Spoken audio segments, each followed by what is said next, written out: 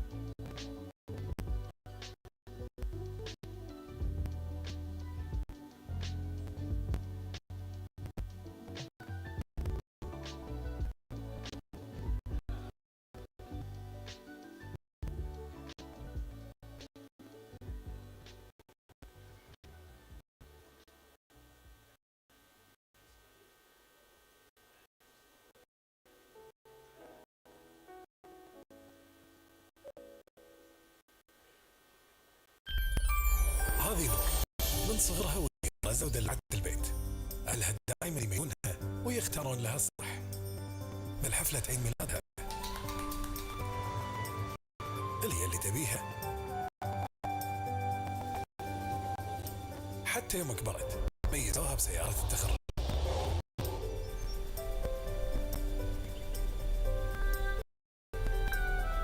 عشان كذي عرفت تختار واختارت الصح لها وتميز باختيارها.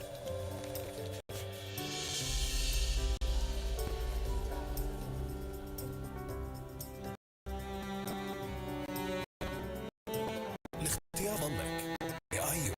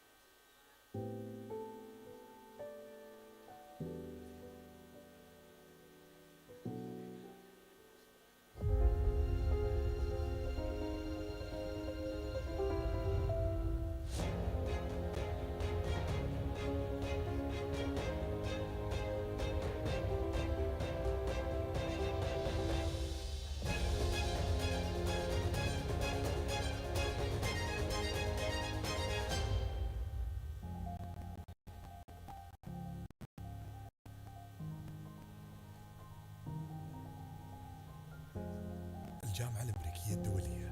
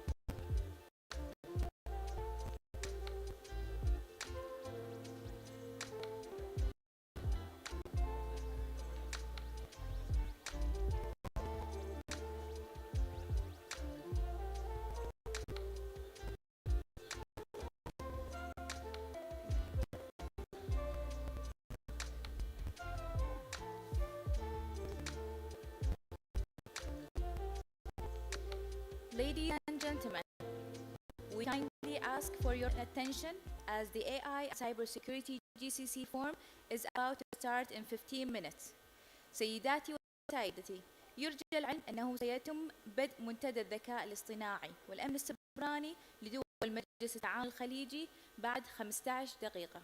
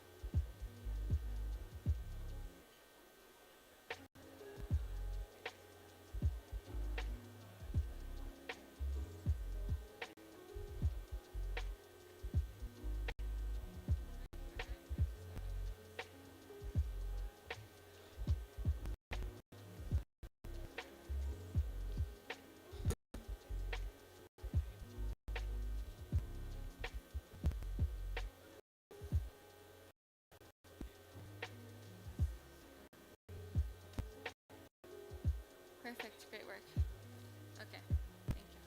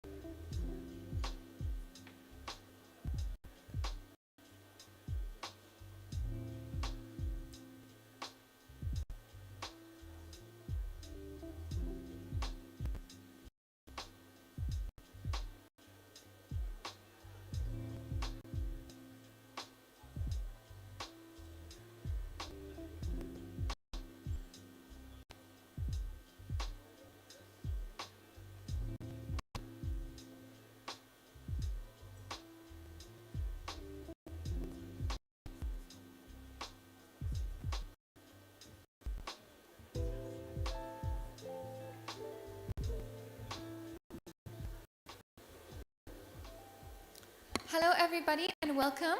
Kindly note that we'll be starting off today's proceedings in 5 minutes, so I ask that everyone kindly take seats. Thank you so much.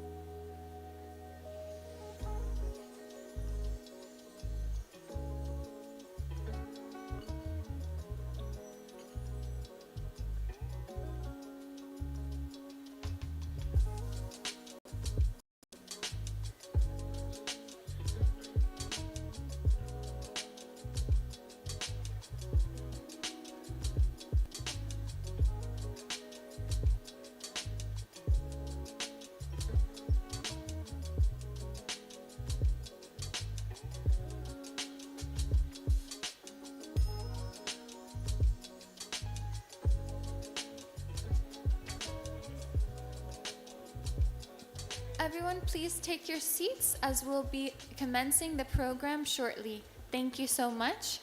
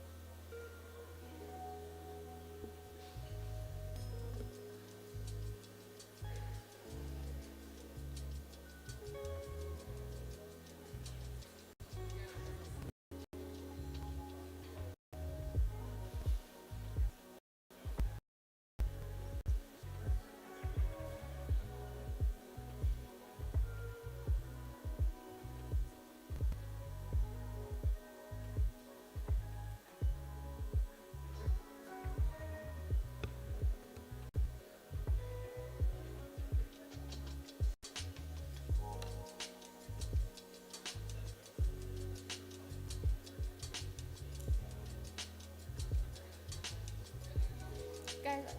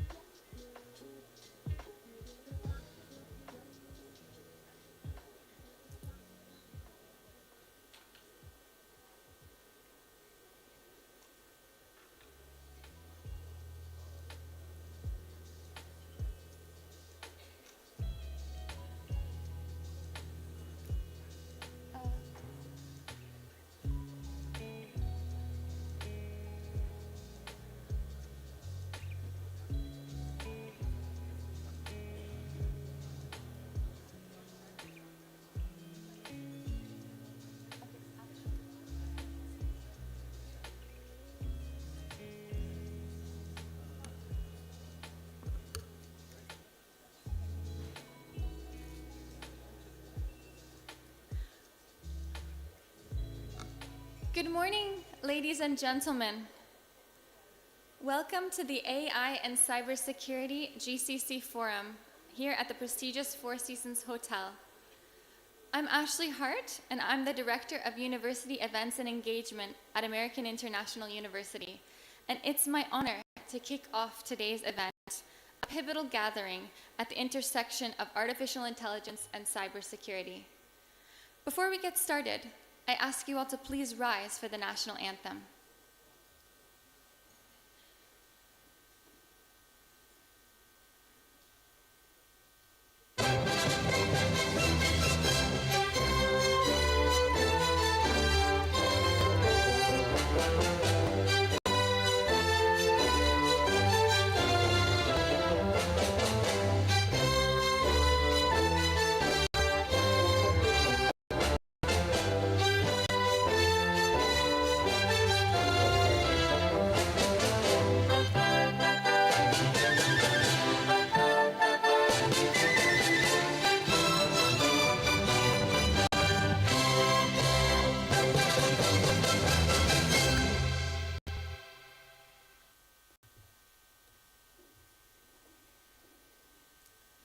Thank you. Before we get started, I'd like to say a heartfelt thank you to our official partners and sponsors, our official partner, the National Bank of Kuwait, and our strategic partners, the National Cybersecurity Center. Your support has been invaluable in making today's event a success. We also extend our deep appreciation to Dr. Faisal Kharafi, Chair of the Board of Trustees, along with Ms. Arij Al-Ghanem, Board Member of American International University, for their unwavering leadership and dedication to AIU to make such events possible for the community of Kuwait. To our honored guests, thank you so much for being a part of this significant forum. This event is held under the patronage of the Ministry of Education and with the generous support of the Private Universities Council. We're privileged to welcome Fahad Al-Khalifa from the Private Universities Council, along with an incredible group of individuals in this room who have contributed both to this event and the advancement of this field in general. Thank you once again to our incredible sponsors, collaborators, and of course our supporters and participants who made this event possible. Together, we've brought together some of the finest minds in this industry, from those recognized globally across the world as top data scientists to key leaders, cybersecurity policies, and next trends across the GCC. Today's forum is set to explore and debate the most pressing issues and innovative solutions in AI and cybersecurity. Your participation will definitely enrich our discussions and contribute to the collective efforts in shaping a secure digital future. Let's begin by welcoming Mr. Richard Johnson, CEO of American International University, who will share his insights on the significance of this forum and the collaborative efforts that have brought us together. Please join me in giving Mr. Richard a warm welcome.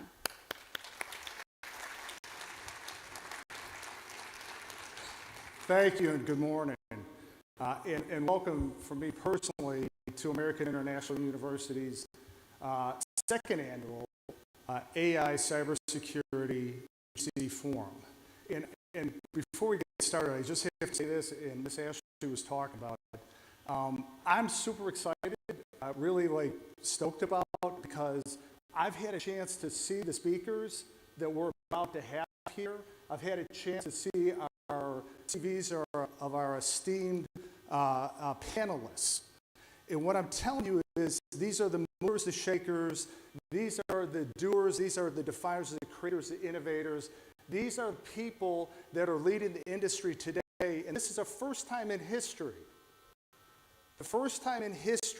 that you will have a convergence for the next 4 hours of the leading thinkers in the area of AI and cyber here, from, as Ms. Ashley said, from GCC and globally. And why is that so important? Why is that so critical to us? Because this is a defining moment in our history. The two advances we're talking about today are the most impactful advances, the most significant advancements that we've ever faced in human history.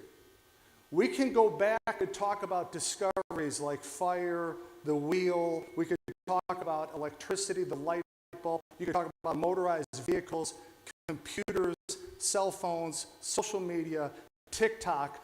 None of them have had the adoption curve that we are having right now, and none of them have grown, have mutated, have evolved as aggressively as these two right now. And if you're a leader inside of your organization and you are not making these two top priorities, AI and cyber, you're putting your organization at risk. And I'll tell you why I say this. There's a seismic shift in our economy. There's a seismic shift in the global economy. And I'll give you an example. PricewaterhouseCoopers, PwC. PwC came out with a study and they said that AI by itself will impact global economy by 2030 by $15.7 trillion. Again, that's trillion US dollars. Now, you may say to yourself, okay, well, that's over the globe. What does that mean to me? Why does that matter? What they also said is nationally, it will boost your GDP by over 26%. AI will boost your GDP by over 26%. So what I say to you is if you're a nation and you want to be competitive, if you're an organization and you want to be on the cutting edge, you have got to embrace AI at every level inside of your organization. It has to be part of your very DNA, because if it is not, and your competition embraces it, you might as well put out the sign going out of business in 5 years. Because that's how important it is. That's how significant it is. Now, if we look at cybersecurity and cybercrime, The Economist magazine stated this: by 2025, less than a year from now, cybercrime will cost global economy $10.5 trillion.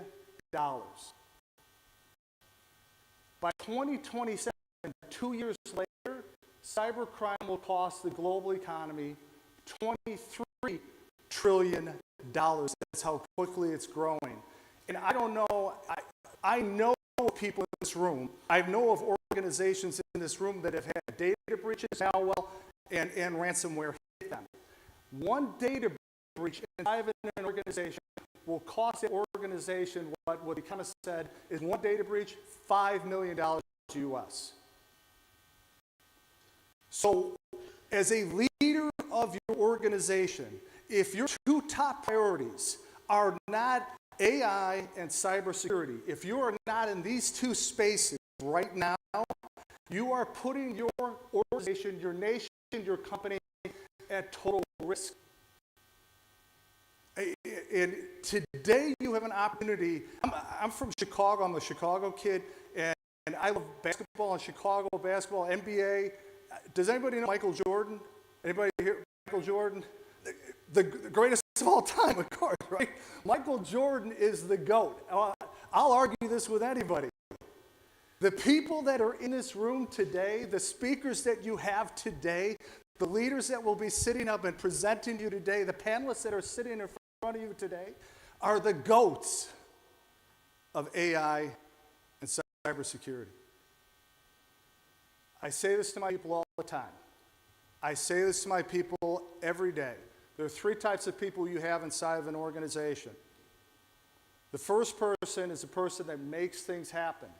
They're the movers, the shakers, the difference makers, the innovators, the creators. They're the people inside your organization that see the future and attack it.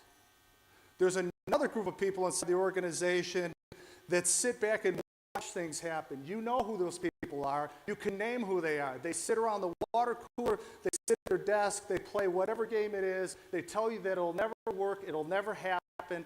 I actually had a guy tell me one time, I'm aging myself, said that computers were a fad and they would never catch on. And so we have people like that. They're just vacationing inside of our organizations. And then we have one more group of people that are asleep at the wheel, they're retired in position, and what they are is they all of a sudden wake up and realize AI and cybersecurity just happened, and this is the person that's the most dangerous because they sit inside of your organization, an email comes in, You know what they do. They click the link on and they're like, I just won all this money. I found a Nigerian princess and all she needs is this information. And boom, welcome ransomware malware. Welcome. Because all I see in this room and what I believe in this room is this. If you are sitting here, you are that first person. You are the people that make it happen. You are the movers, the shakers, the difference makers. You are the ones that will change the seismic shift that we're seeing across the globe, and you will make your organization, nation, and region just expand. From me personally, thank you. Welcome to American International University's second annual AI Cybersecurity GCC Forum. Thank you.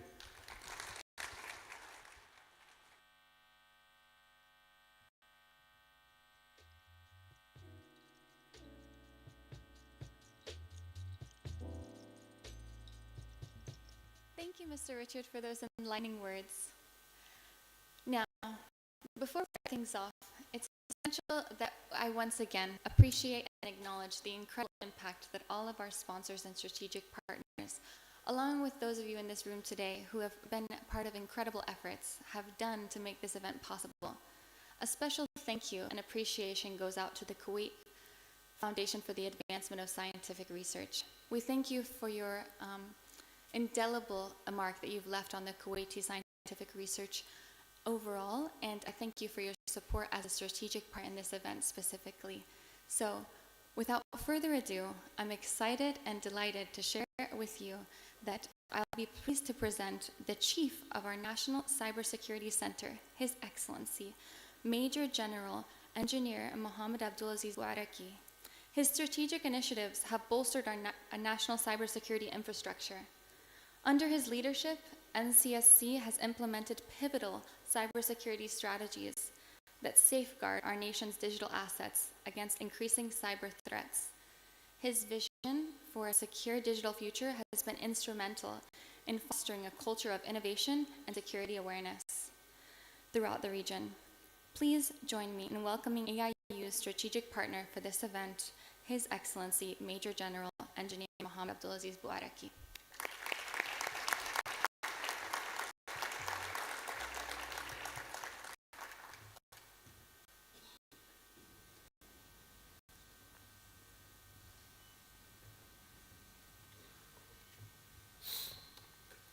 صباح الخير جميعا. معالي الدكتورة فايزة الفرافي، ضيوفنا الكرام، شكرا على هذه الدعوة الكريمة. سعيدين جدا في تواجدنا اليوم. السيدات والسادة، حضورنا الكريم، السادة ممثلين الجهات والمؤسسات في دول مجلس التعاون، طلابنا الأعزاء، السلام عليكم ورحمة الله وبركاته. يسرني أن أرحب بكم اليوم باسمي واسم المركز الوطني للأمن السيبراني في هذا المنتدى الهام حول الذكاء الاصطناعي والأمن السيبراني لدول مجلس التعاون الخليجي، والذي يمثل نقطة تحول في مسار التكنولوجيا والابتكار، لأننا نعيش في زمن يتسارع فيه التطور التقني بوتيرة غير مسبوقة، ويعد الذكاء الاصطناعي واحدا من أكثر مجالات التكنولوجيا تطورا وإثارة للتحديات والفرص على حد سواء. لقد أصبح الذكاء الاصطناعي ليس فقط أداة للابتكار، بل جزءا لا يتجزأ من حياتنا اليومية، حيث يؤثر على مختلف جوانب الحياة من الاقتصاد والتعليم إلى الرعاية الصحية والترفيه. ومن هنا تأتي أهمية هذا المنتدى الذي يجمع بين نخبة من الخبراء والباحثين المختصين في الكويت ومن دول مجلس التعاون الخليجي لاستكشاف آفاق دقيقة وجديدة ومناقشة التحديات التي تواجهنا وكيفية تسخير هذه التكنولوجيا من أجل مستقبل أفضل. وفي هذا السياق يمكن تجاهل الدور الحيوي الذي يلعبه الأمن السيبراني في حماية بياناتنا وأنظمتنا. فمع التكنولوجيا المتقدمة وتزايد التهديدات الإلكترونية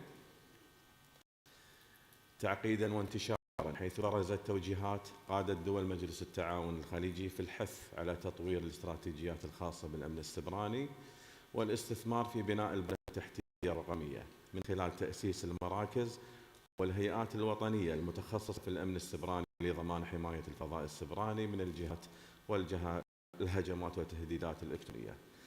إن هذه الجهود تشكل جزءاً أساسياً من الرؤى المستقبلية لدول المنطقة والطموح الذي يهدف إلى تعزيز الأمن القومي وحماية مجتمعنا من المخاطر المرتبطة بالتكنولوجيا. ولا يفوتني في هذا المنتدى أن أخاطب طلابنا الأعزاء: أنتم الجيل الذي سيحمل مشعل المعرفة والابتكار في المستقبل، وأن هذه فرصة ثانية لكم لتوسيع آفاقكم والتعرف على آخر التطورات في مجال الذكاء الاصطناعي والأمن السيبراني والمساهمة في بناء المستقبل الذي نحلم به جميعا. أنتم القوة الدافعة وراء كل تقدم، ونعتمد عليكم في قيادة هذه التغيير نحو الأفضل. كما لا يسعني إلا أن أشكر جميع من قام على هذا المنتدى، وأشكركم على حضوركم مع تمنيات للجميع بالنجاح والتوفيق، والسلام عليكم ورحمة الله وبركاته.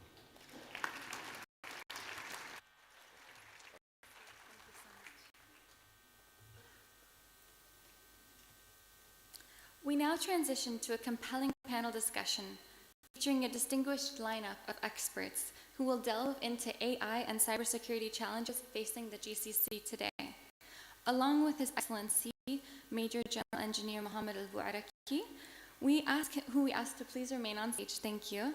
This panel is comprised of thought leaders and experts from the GCC, and I'm honored to welcome these panelists to the stage.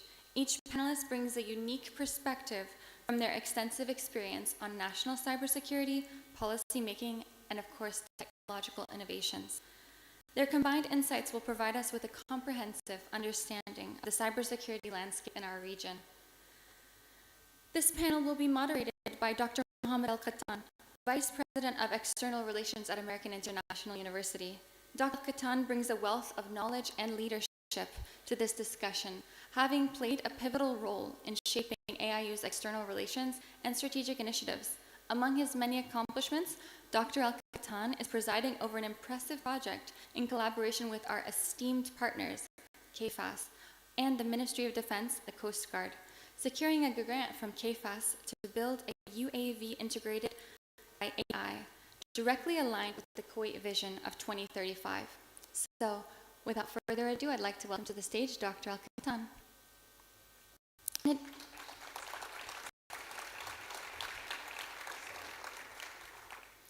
In addition, this panel would like to welcome Mr. Badr Al-Kharafi. Mr. Badr Al-Kharafi is head of the IT operations at the National Bank of Kuwait, a leading force behind the innovative strategies of our proud sponsor, NBK. Mr. Al-Kharafi brings over 20 years of experience in the IT industry, and his leadership has played a key role in advancing NBK's digital banking solutions. Please join me in welcoming Mr. Al-Kharafi to the stage.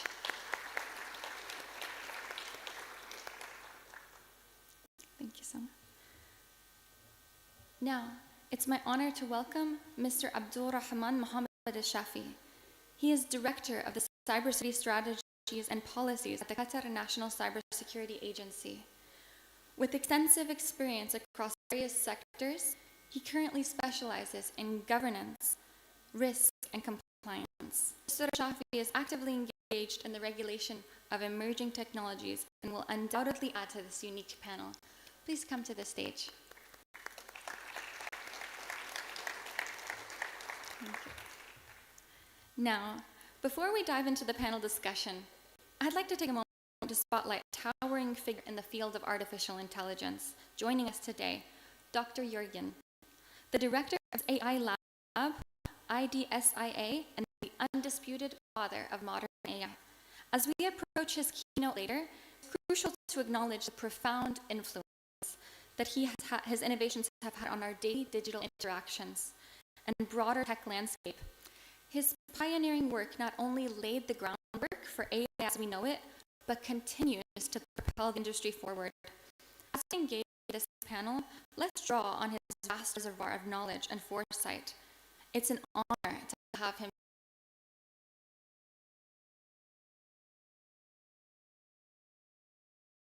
a true luminary in artificial intelligence.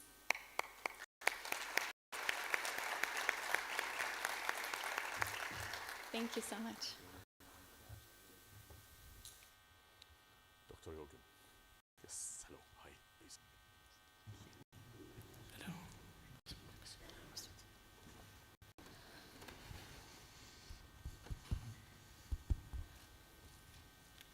Assalamu alaikum. Sabah al-khair. Ladies and gentlemen, thank you for coming. And today I would like to welcome another time our guest, our esteemed guest. It is my pleasure and an honor to host you today and to discuss with you on this panel discussion. And I'm looking forward for your insights. I'll start with Mr. Engineer Mohammed Burki. My question is how AI can enhance cybersecurity in Kuwait and in GCC. I know that we have the soft power, we have the hard power, and we have the intelligent power. So how can AI be integrated into cybersecurity to enhance cybersecurity? Yes, thank you for the question and thanks for having me here today. I'm very honored to be here. AI, it's a big debate. We were talking this morning in the VIP room about the AI and the consequences can be happen. AI, if I can eliminate a short description of the AI, I can say it's the element and it's the cure for the usage. The best use of AI is to regulate the AI. However, there is a big debate about can we actually regulate the AI. AI is a big advantage, and we can see this advantage happen in the medical domain and in so many domains, in the educational domain and now in the cyber domain. So it could be a proactive, defensive, and to protect and secure critical infrastructure in countries. And it can be adapted to be one of the key elements that involve in the big solution for creating a safe haven and a safe cyberspace. So AI, it's a technology, we cannot deny it. There is the bright side, there is a dark side for the AI, and the good use is to balance between those two advantage and disadvantage. So AI, it's one of the new technology that we must use in a good way and in responsible AI. And something that can be very helpful and as a great add-on for usage in the cyber domain.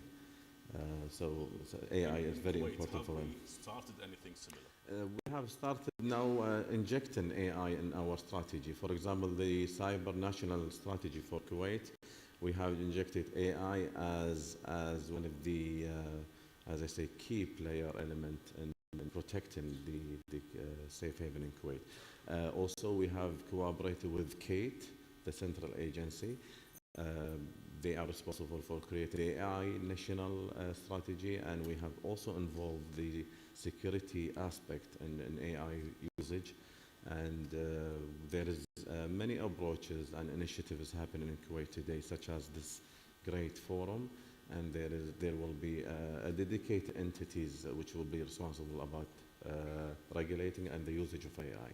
So if we want to do like projects, we split projects into this field. So where do you think we can start first? Of course, in all the domains, as I say, educational, medical domain, financial domains, AI can be very helpful, especially in shortage of human resources.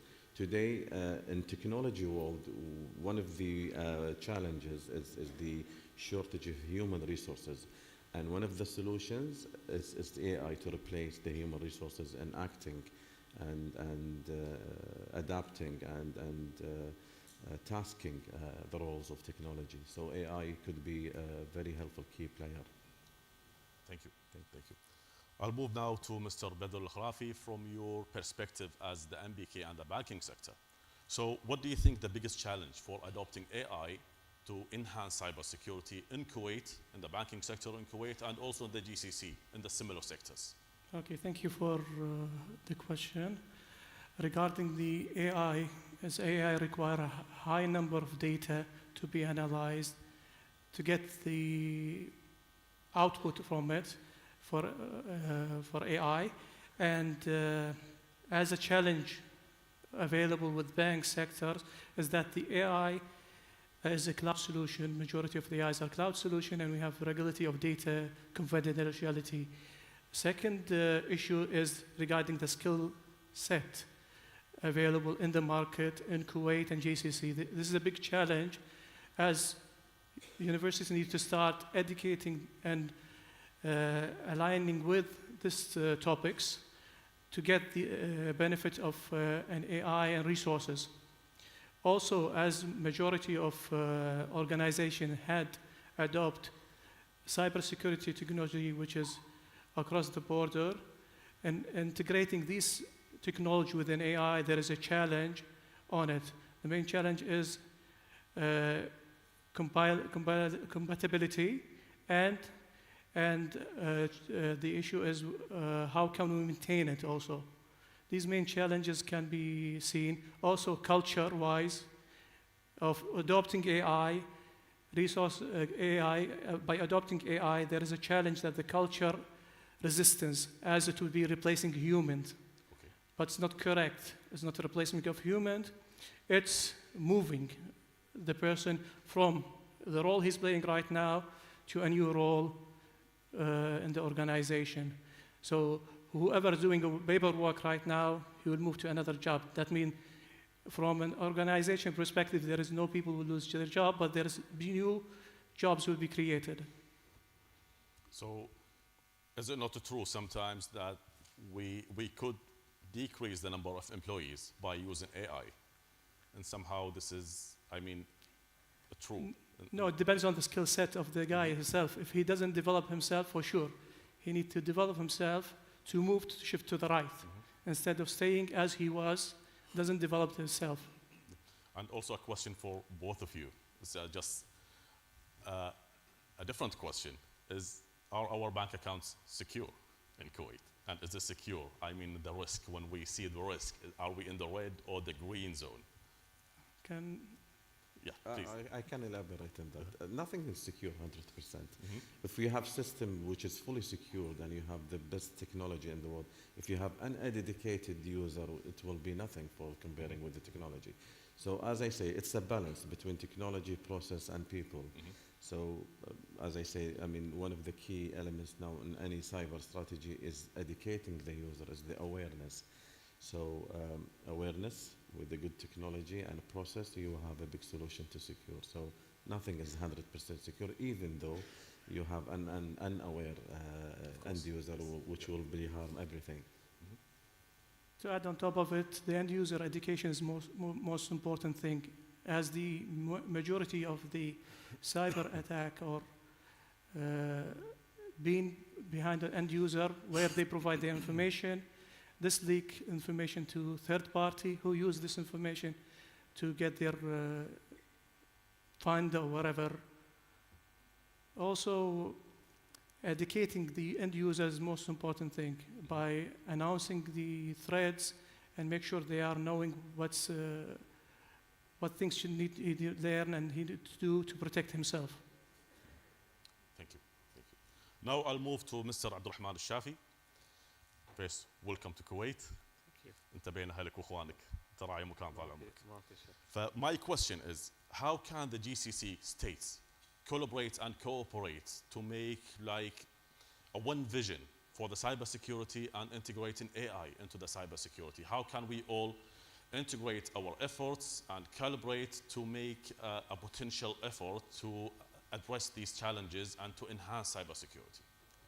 First of all, thank you for the invitation. I just want to express my gratitude of being here and sharing the stage with such esteemed panelists.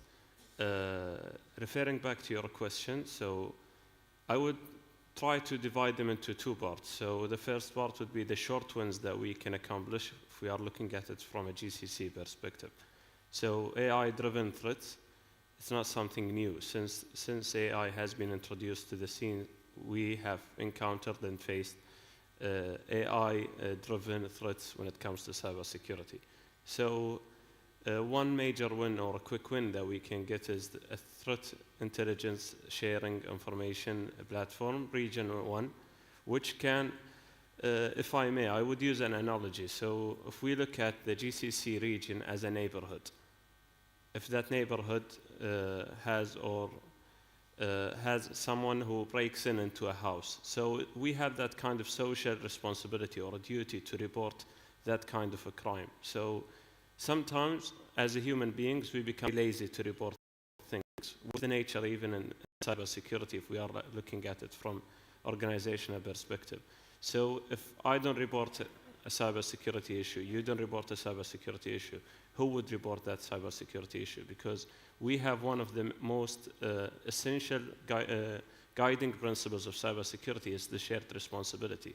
So we have a shared responsibility to our constituents, to our residents, to the whole well-being of the residents of the GCC. So sharing information through a regional platform can be considered a quick win.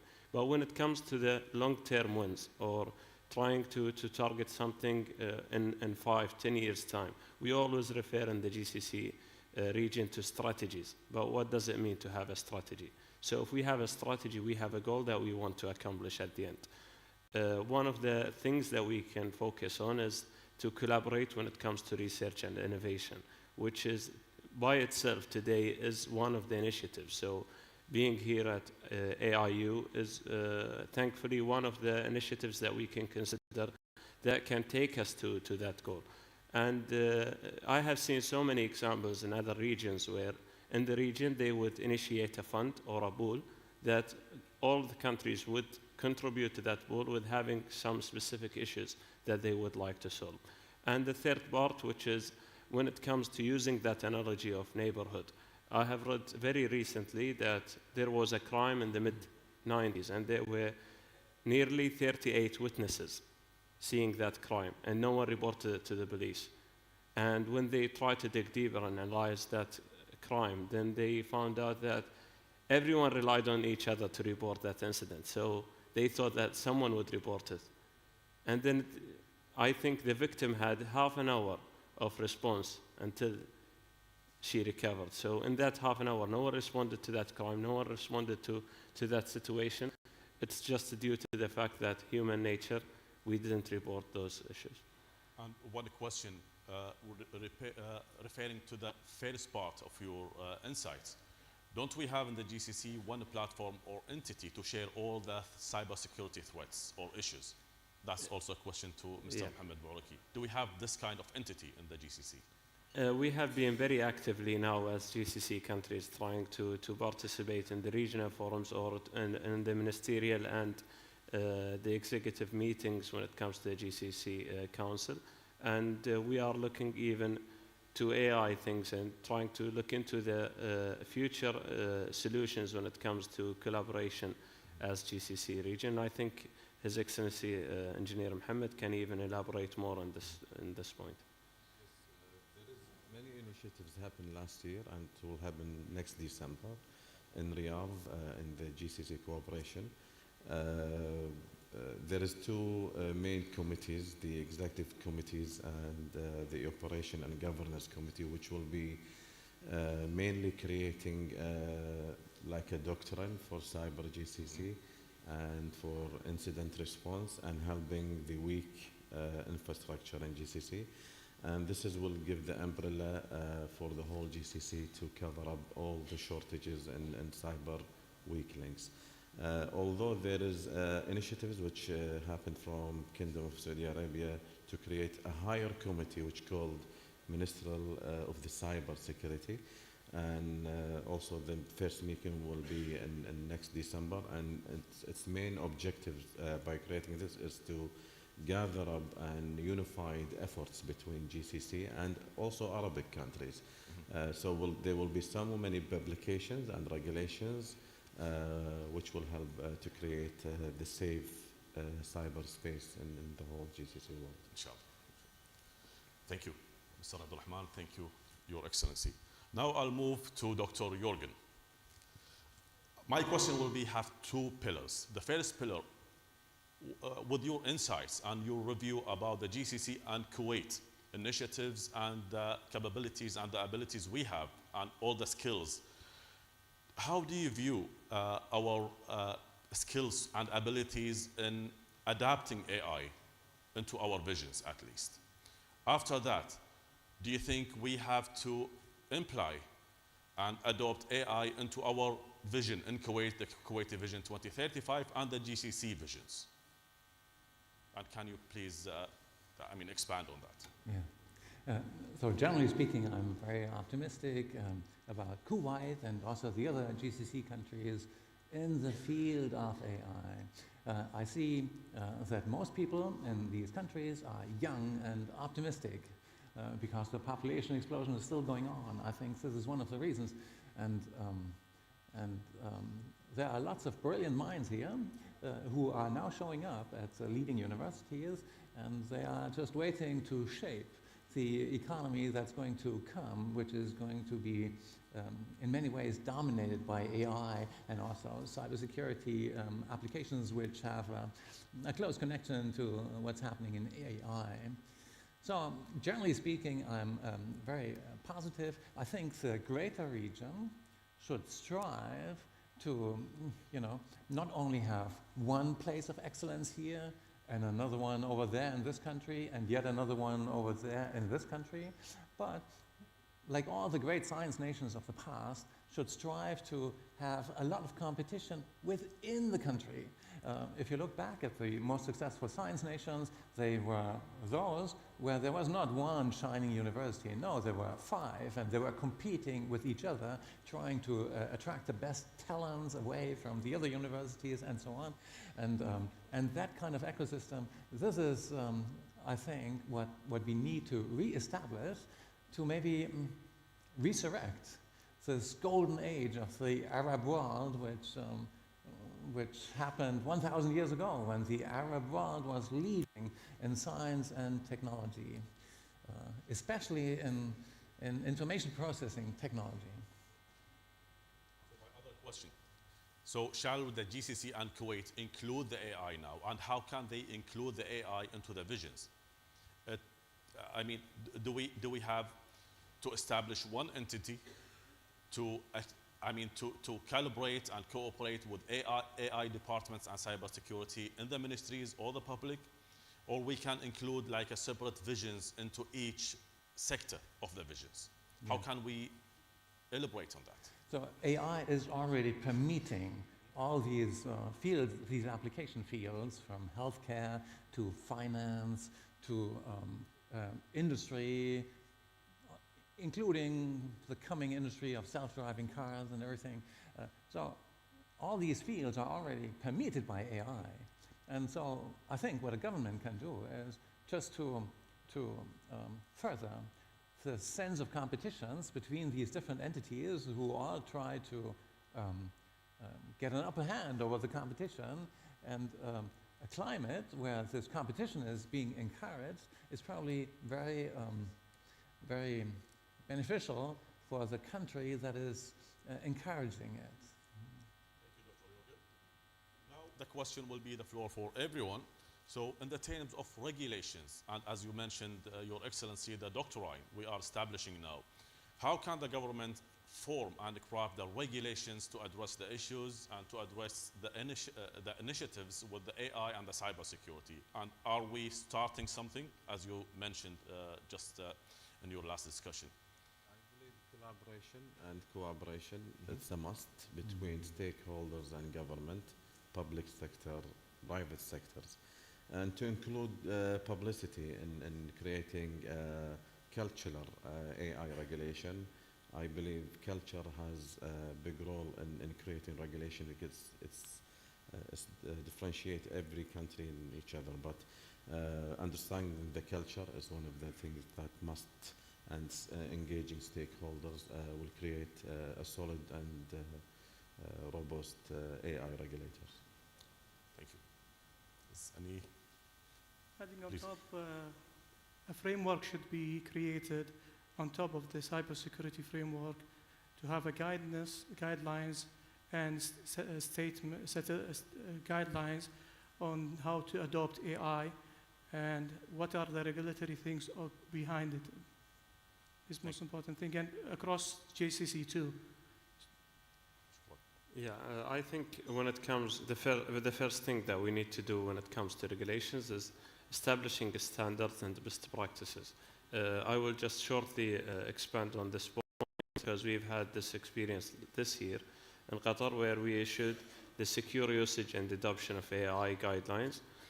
last February. So we have seen so many countries that are aspiring to strike a balance between technological development and innovation and regulations, which is quite unclear because whatever is the balance for X country is not the balance for Y country. That's why I think when we are looking at it from a GCC perspective, we are looking at it from a international perspective, we need to think about what is this striking the balance, because we have a varying level of technological development, we have varying level of maturity when it comes to technology. Thank you. And now I would like again to thank you, our distinguished guests, and it was my honor to host you today. And I'm sure everyone was benefiting from your talks, from your insights, and I'm sure I'm going to see you in the future. And thank you again for this panel discussion. Thank you. Thank you.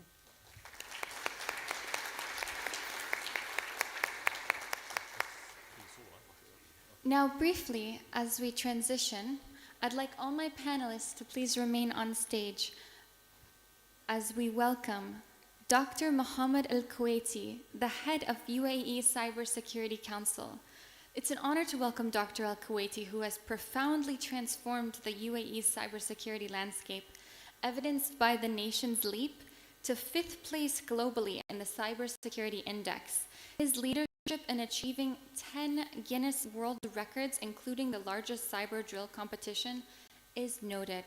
These achievements reflect his innovative and effective strategies in cybersecurity and his leadership at the forefront of UAE's cyber initiatives, enhancing the regional security protocols. I know that you'll undoubtedly benefit this panel. Thank you so much for joining us.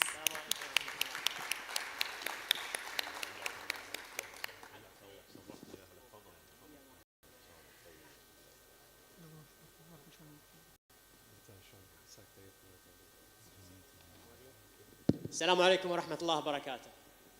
أنا أولاً أعتذر على حضوري متأخر، وأنا أتشرف بإني أكون هنا معاكم مع أخواننا. الله يحفظكم يطول في عمركم ذلك.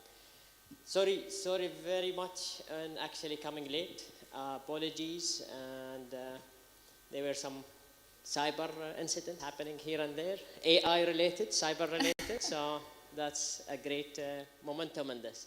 I'm sure the team have covered great aspects of this intersection between cybersecurity and AI, and definitely we're here to add and complete many of the things that already started in this regard.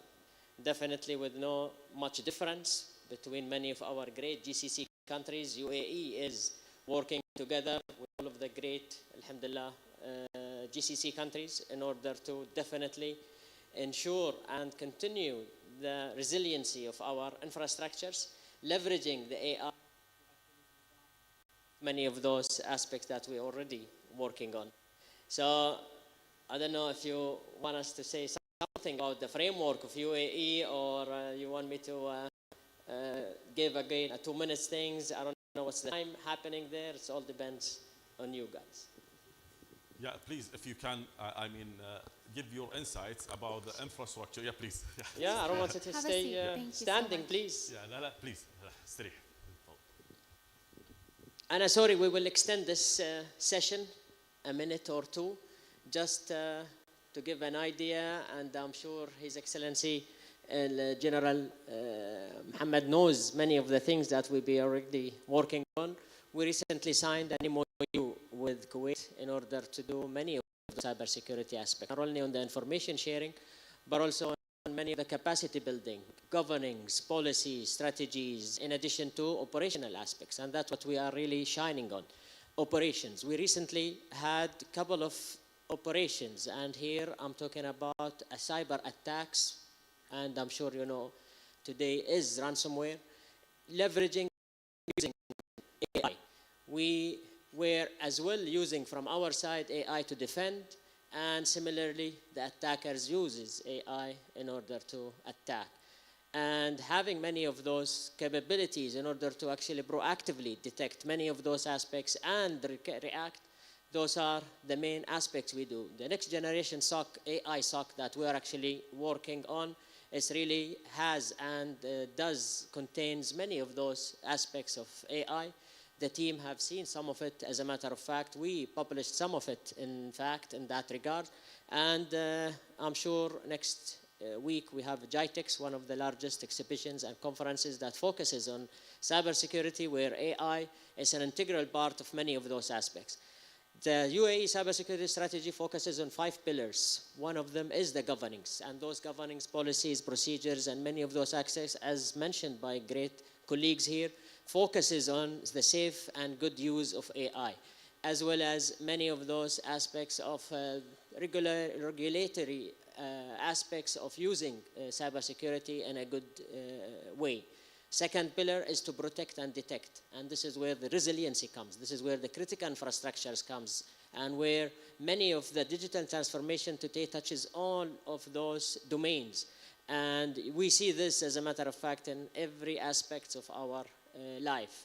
And this is where definitely it's very important to ensure as well the resiliency of those IoTs, PLCs, ICS, OT, IT, many of those things. I'm sure many of the entities here are actually working on such regard. So those protect and detect is very important to us, and we take it, as a matter of fact, as a priority in order to deliver that, especially that we are most, as a matter of fact, UAE is the 3rd country attacked in cybersecurity, and this is where you see so many attacks happening in the region, originated or targeted UAE. Alhamdulillah, the resiliency, this has really taught us greatly, and we were able to always be resilient in this aspects. A third pillar is to partner, and this is where the partnership comes. This is where great, be it with the academia, like this great institution, or with many of the industries, private sectors, and public sectors. And that partnership is needed, as a matter of fact, I'm sure, as the team described and discussed in the cybersecurity domain. We cannot work ourselves. Cyber attackers that does not distinguish between a government, between an entity, between a country, between an enterprise. They are all targets to them. And this is where you will see many of those targets happening against so many of those entities. Then we have to innovate. This is one of the main pillars that we have. And again, knowing the UAE, the GCC, we're trying to be, again, an innovating aspect, and definitely striking a balance between those safety, security, and innovation, economical aspects in this. And this is where we work together in that regard. And the last pillar is to building the industries, building the people capacity building in this regard, building many of those technologies in order to sustain with us. And this is what we are actually working with everybody in order to ensure many of those aspects. This is, again, a nutshell of what we are working on. We have so many initiatives. I'm sure, inshallah, if you come in some other time to discuss those. We have Cyber Sniper, we have Cyber Pulse, we have many Cyber for, or Women for Cyber, as well as the youth. So many initiatives, alhamdulillah, you can search it, and we'll be more than happy to definitely work. Very much. I really appreciate being with you here, and honored to be with you all, and my apologies again for coming late. Thank you.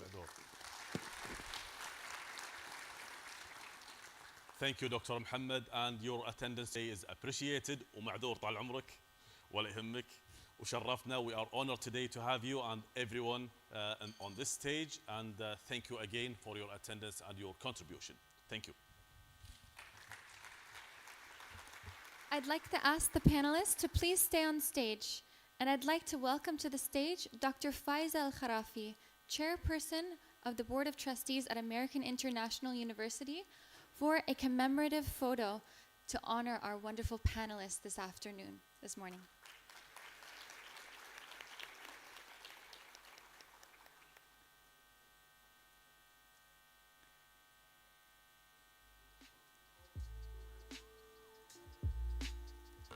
Thank you very much, Dr. Faiza.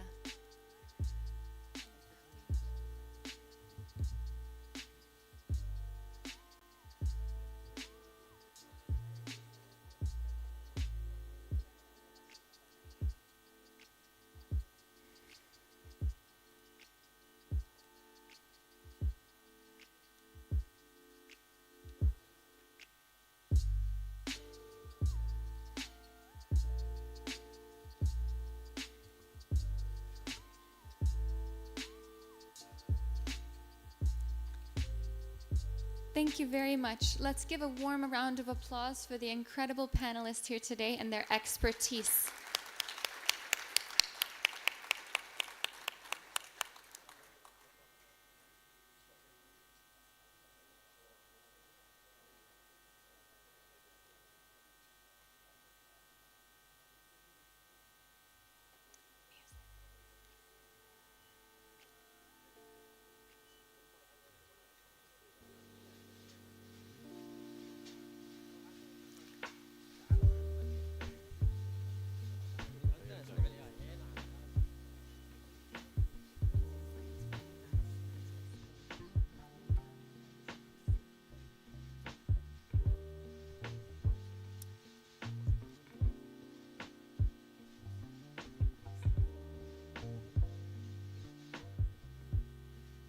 Now, ladies and gentlemen, it's with great privilege and profound respect that we introduce our keynote speaker, Dr. Jürgen Schmidhuber, a visionary whose work has not only shaped, but essentially created the landscape of contemporary artificial intelligence.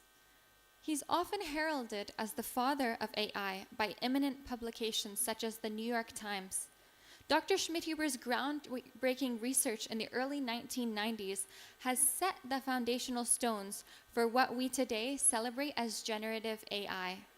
His introduction to the Generative Adversarial Networks, or GANS, alongside innovations such as transformers and self-supervised pre-training, has catalyzed the evolution of AI technologies that underpin the systems of this complex and influential, such as ChatGPT.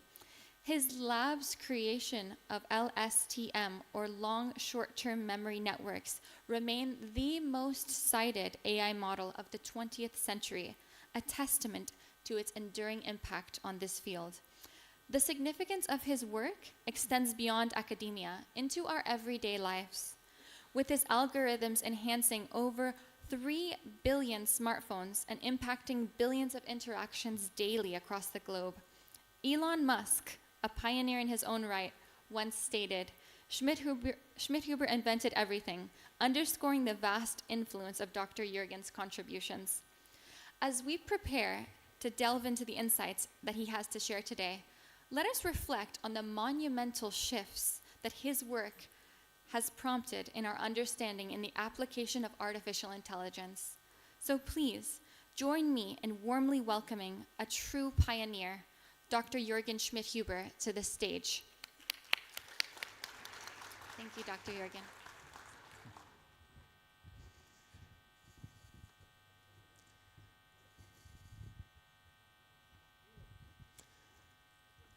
Thank you for this very kind introduction. My name is Jürgen. I am interested in AI. In fact, since the 1970s, when I was a teenager, I have told everybody that within my lifetime, I want to build an AI that learns to become smarter enough such that I can retire. And back then, my mom said I'm crazy, and my colleagues later also said I'm crazy, and it will not be possible to achieve that within a single lifetime. But now, today, suddenly many people think it's not so crazy. And today, suddenly everybody's talking about AI. And today, suddenly we have all kinds of superhuman AIs in certain limited domains.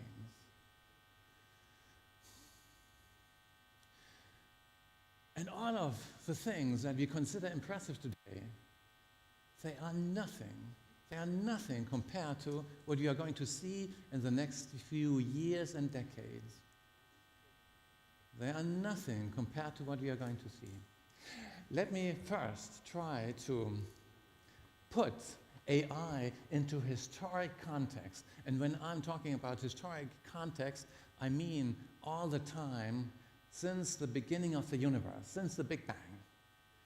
And 10 years ago, in 2014, I found a beautiful pattern in the most important events since the Big Bang from a human perspective.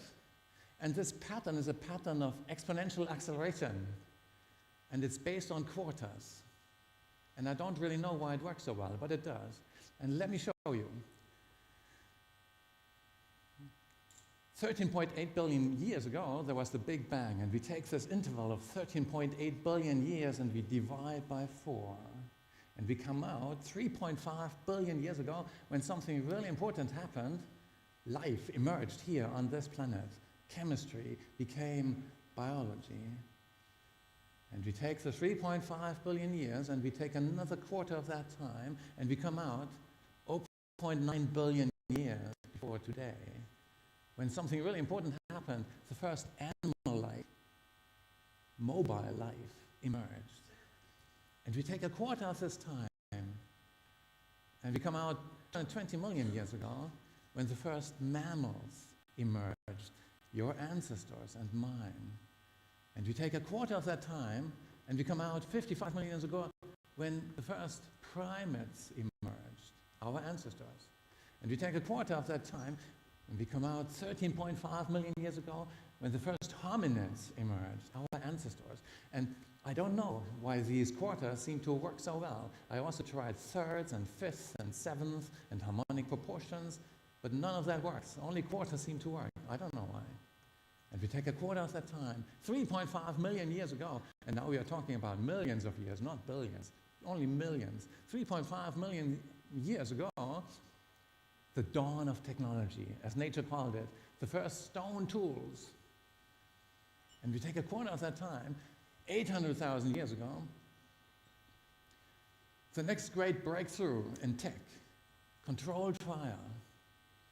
And we take a quarter of that time, around 220,000 years ago, anatomically modern man, different from the man of 800,000 years ago, already shaped by its inventions.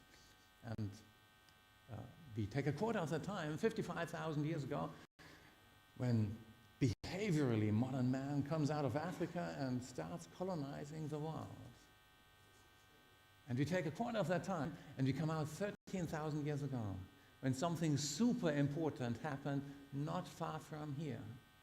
Civilization was created, the first settlements, agriculture, domestication of the animals. And now we see that all of civilization is just 1/1,000,000th of world history. World history is more than 13 billion years. All of civilization is just 13,000 years. So the first guy who had agriculture was almost the same guy who had the first spacecraft and the first AIs. Just a flash in world history.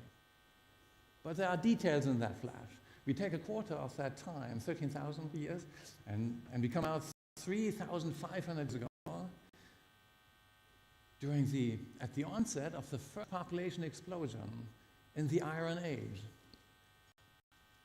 And now, you see, that's an exponential timeline. It's going to converge. Every exponential timeline converges in finite time.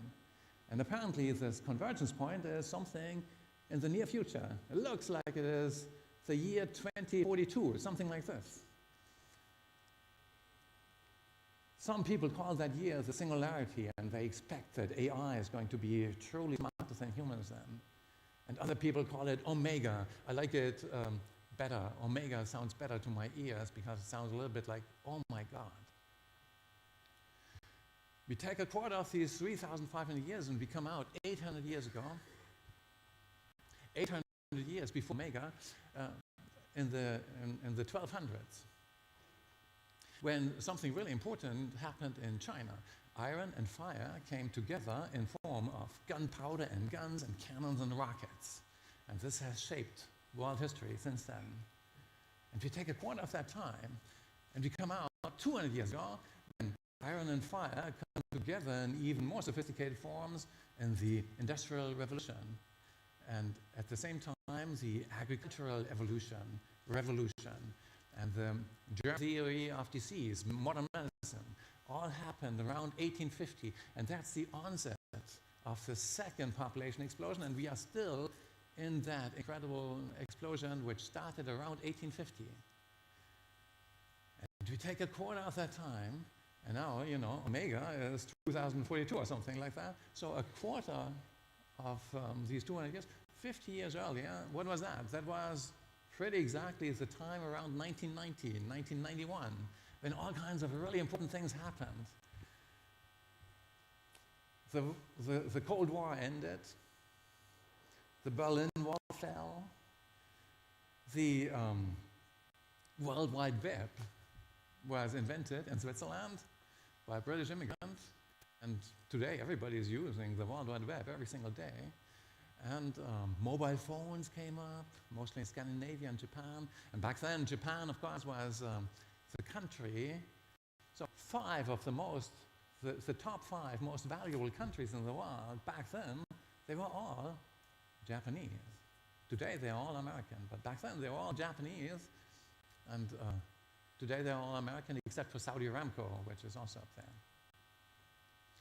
And we, in our little lab in Munich, we had our miraculous year of AI, because back then in 1990 to 1991, we were fortunate enough to be able to create all this thing, the basic principles of what is now on your smartphone, the AI on your smartphone.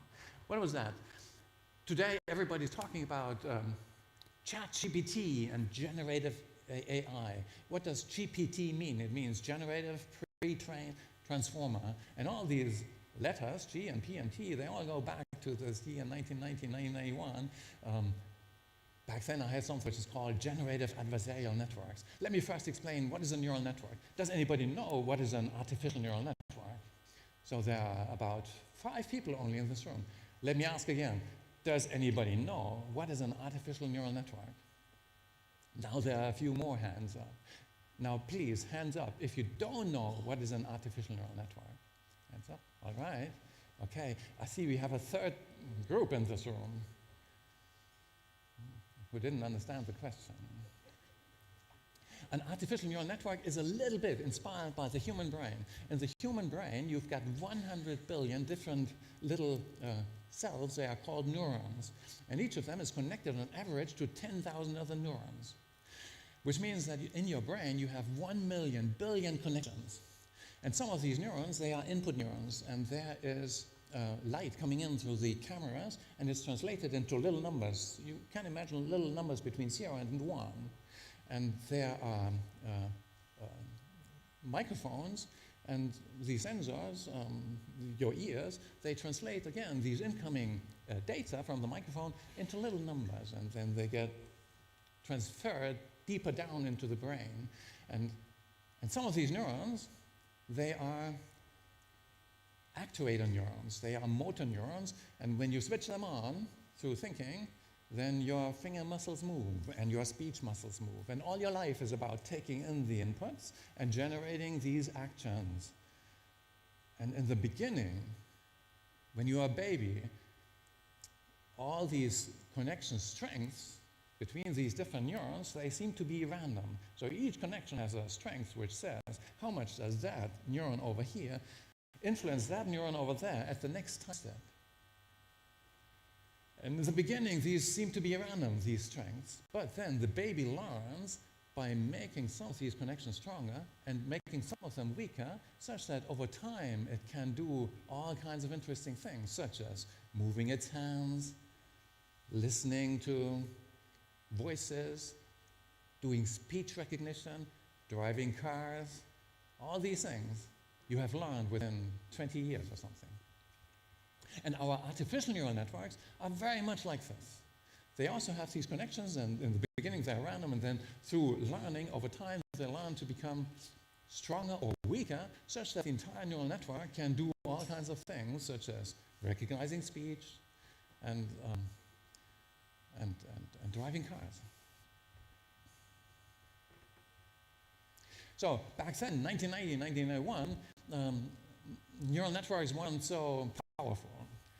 But in particular, it was really hard to deal with long sequences of texts and to do deep learning with long texts, as it is called now. And we wanted to solve that problem. And the thing that I published back then, 1991, was a pre-training method which allowed us to greatly compress these long sequences, and suddenly the downstream deep learning became much easier. And that's the P, the pre-training. That's the P in ChatGPT. And 1 year before, in 1990, we already had these things which are now called generative adversarial networks. What is that? There are two networks that are fighting each other. And it's so simple, everybody can understand it. It's so simple, everybody can understand it. So there's one network, and it is generating outputs. Output patterns could be actions of a robot, or could be images. And there's another network which sees these output patterns as inputs and tries to predict the effects of these patterns in an environment. Now the second network is trying to become a better and better predictor, so it's making some of its connections stronger and weaker, such that in the end it minimizes the error, the prediction error. But at the same time, the first network is trying to fight the second network because it's trying to change its connections such that it creates actions, outputs, which fool the second network, where the second network is still really bad at predicting. So they're fighting each other, these two networks. And today, this simple principle is used a lot to make deepfakes. Very realistic images that look as if they are real, but they're fake. I'm sure you have seen that. And that's the G in generative AI. And then there's the T. What is the T in GPT? It's something called a transformer. And the modern transformer goes back to Google 2017. And it has a problem, this modern transformer, because if you have 100 times more text, you need 10,000 times more compute. It scales quadratically. Back then, in 1991, I had something which is now called the anomalized linear transformer. Why? Because it scales linearly. So if you have 100 times more text, it needs only 100 times more compute. So that is a first transformer variant of more than 30 years ago. The T in ChatGPT. And in the same year, 1991, in our miraculous year, we also had the roots of the long short-term memory, which Ashley mentioned in the introduction, the LSTM, which is now on your smartphone. The LSTM principles, they also go back to 1991 to the diploma thesis of my brilliant student, Sepp Hochreiter, who identified something that is now called the fundamental deep learning problem and overcame it through something which is now called residual connections. It doesn't matter what it is called. Let me just say it solves this deep learning problem, and it's the core of this AI paper in 1997 that we wrote on long short-term memory, which indeed is now the most cited, I think it's the most cited computer science paper of the 20th century. And it's also at the core of the most cited computer science paper of the 21st century, which is a neural network, a deep feed-forward neural network, published in 2015 with my colleagues, my students, Rupesh Srivastava, an Indian guy, and Klaus Graf. And a variant of that is now called the ResNet, and it's the most cited computer science paper of the 21st century. So there is one little thing at the core of this modern AI thing, which goes back to 1991. I'm really happy about that. You don't have to know what it is, but you know it because you're using it whenever you are talking to your phone. Since 2015, whenever you say something to your phone, such as, okay, Google, what is the shortest way to the airport? Then it understands what you're saying. Why does it understand what you're saying? Well, because since 2015, Google is using this LSTM for recognizing speech. And suddenly the performance of speech recognition on the phones became much better than what they had before. 1 year later, Apple did the same thing, also used the same technique. And then the same principle also can be used to translate from one language to another. And already in 2017, Facebook. Who is anybody on Facebook? Is anybody on Instagram or some place like that? Yeah, okay. So you know there's a little button, and then you click at this button, and you get a translation of the message from your Spanish friend. Is anybody using that button? Yeah. So in 2017 already, Facebook alone used this LSTM to make 4 billion translations a day. Compare that to the most successful YouTube video of all time. Does anybody know what is the most successful YouTube video of all time? Does anybody know that? It's a song called Baby Shark. It's right here. Baby Shark, da, da, da, da, Baby Shark. And this song has more than 10 billion clicks. But it needed years to get more than 10 billion clicks. Now, Facebook alone used LSTM in 2017 already to get more clicks than that within 3 days. Just to show you how deeply this is already ingrained in our society, often without people knowing. And then the first large language models, that is the chatbots here, that you know, they were also based on LSTM until around the end of the 2010s, they were replaced by the transformers, which also have their roots in our 1991 year, our miraculous year. Now, the problem with 1991 was computers were so slow, so we couldn't do much with them. We couldn't do much with these algorithms. But we had a friend, and the friend was a trend. And the trend is, every 5 years, computers get 10 times cheaper. Every 5 years, computers get 10 times cheaper. That means in 30 years, computers get 1 million times cheaper. So back then, compute was roughly 10 million times more expensive than today. But through that constant acceleration, suddenly everybody has enough compute on his smartphone such that he can do automatic translation and automatic speech recognition, all these things. 15 years ago, I went to China and I had to show the taxi driver a picture of my hotel such that he knew where I want to go. Today, he is holding his phone into my face and it's translating that in Mandarin, and I pop back, and we have a conversation going. So entire barriers between different nations, language barriers, have fallen. It's already true, it's already happening. It has happened already. The same stuff, the same old algorithms are used like crazy in health for predicting all kinds of diseases, from arrhythmia, diabetes, recognizing problems with the heart, and so on. So you take any disease, like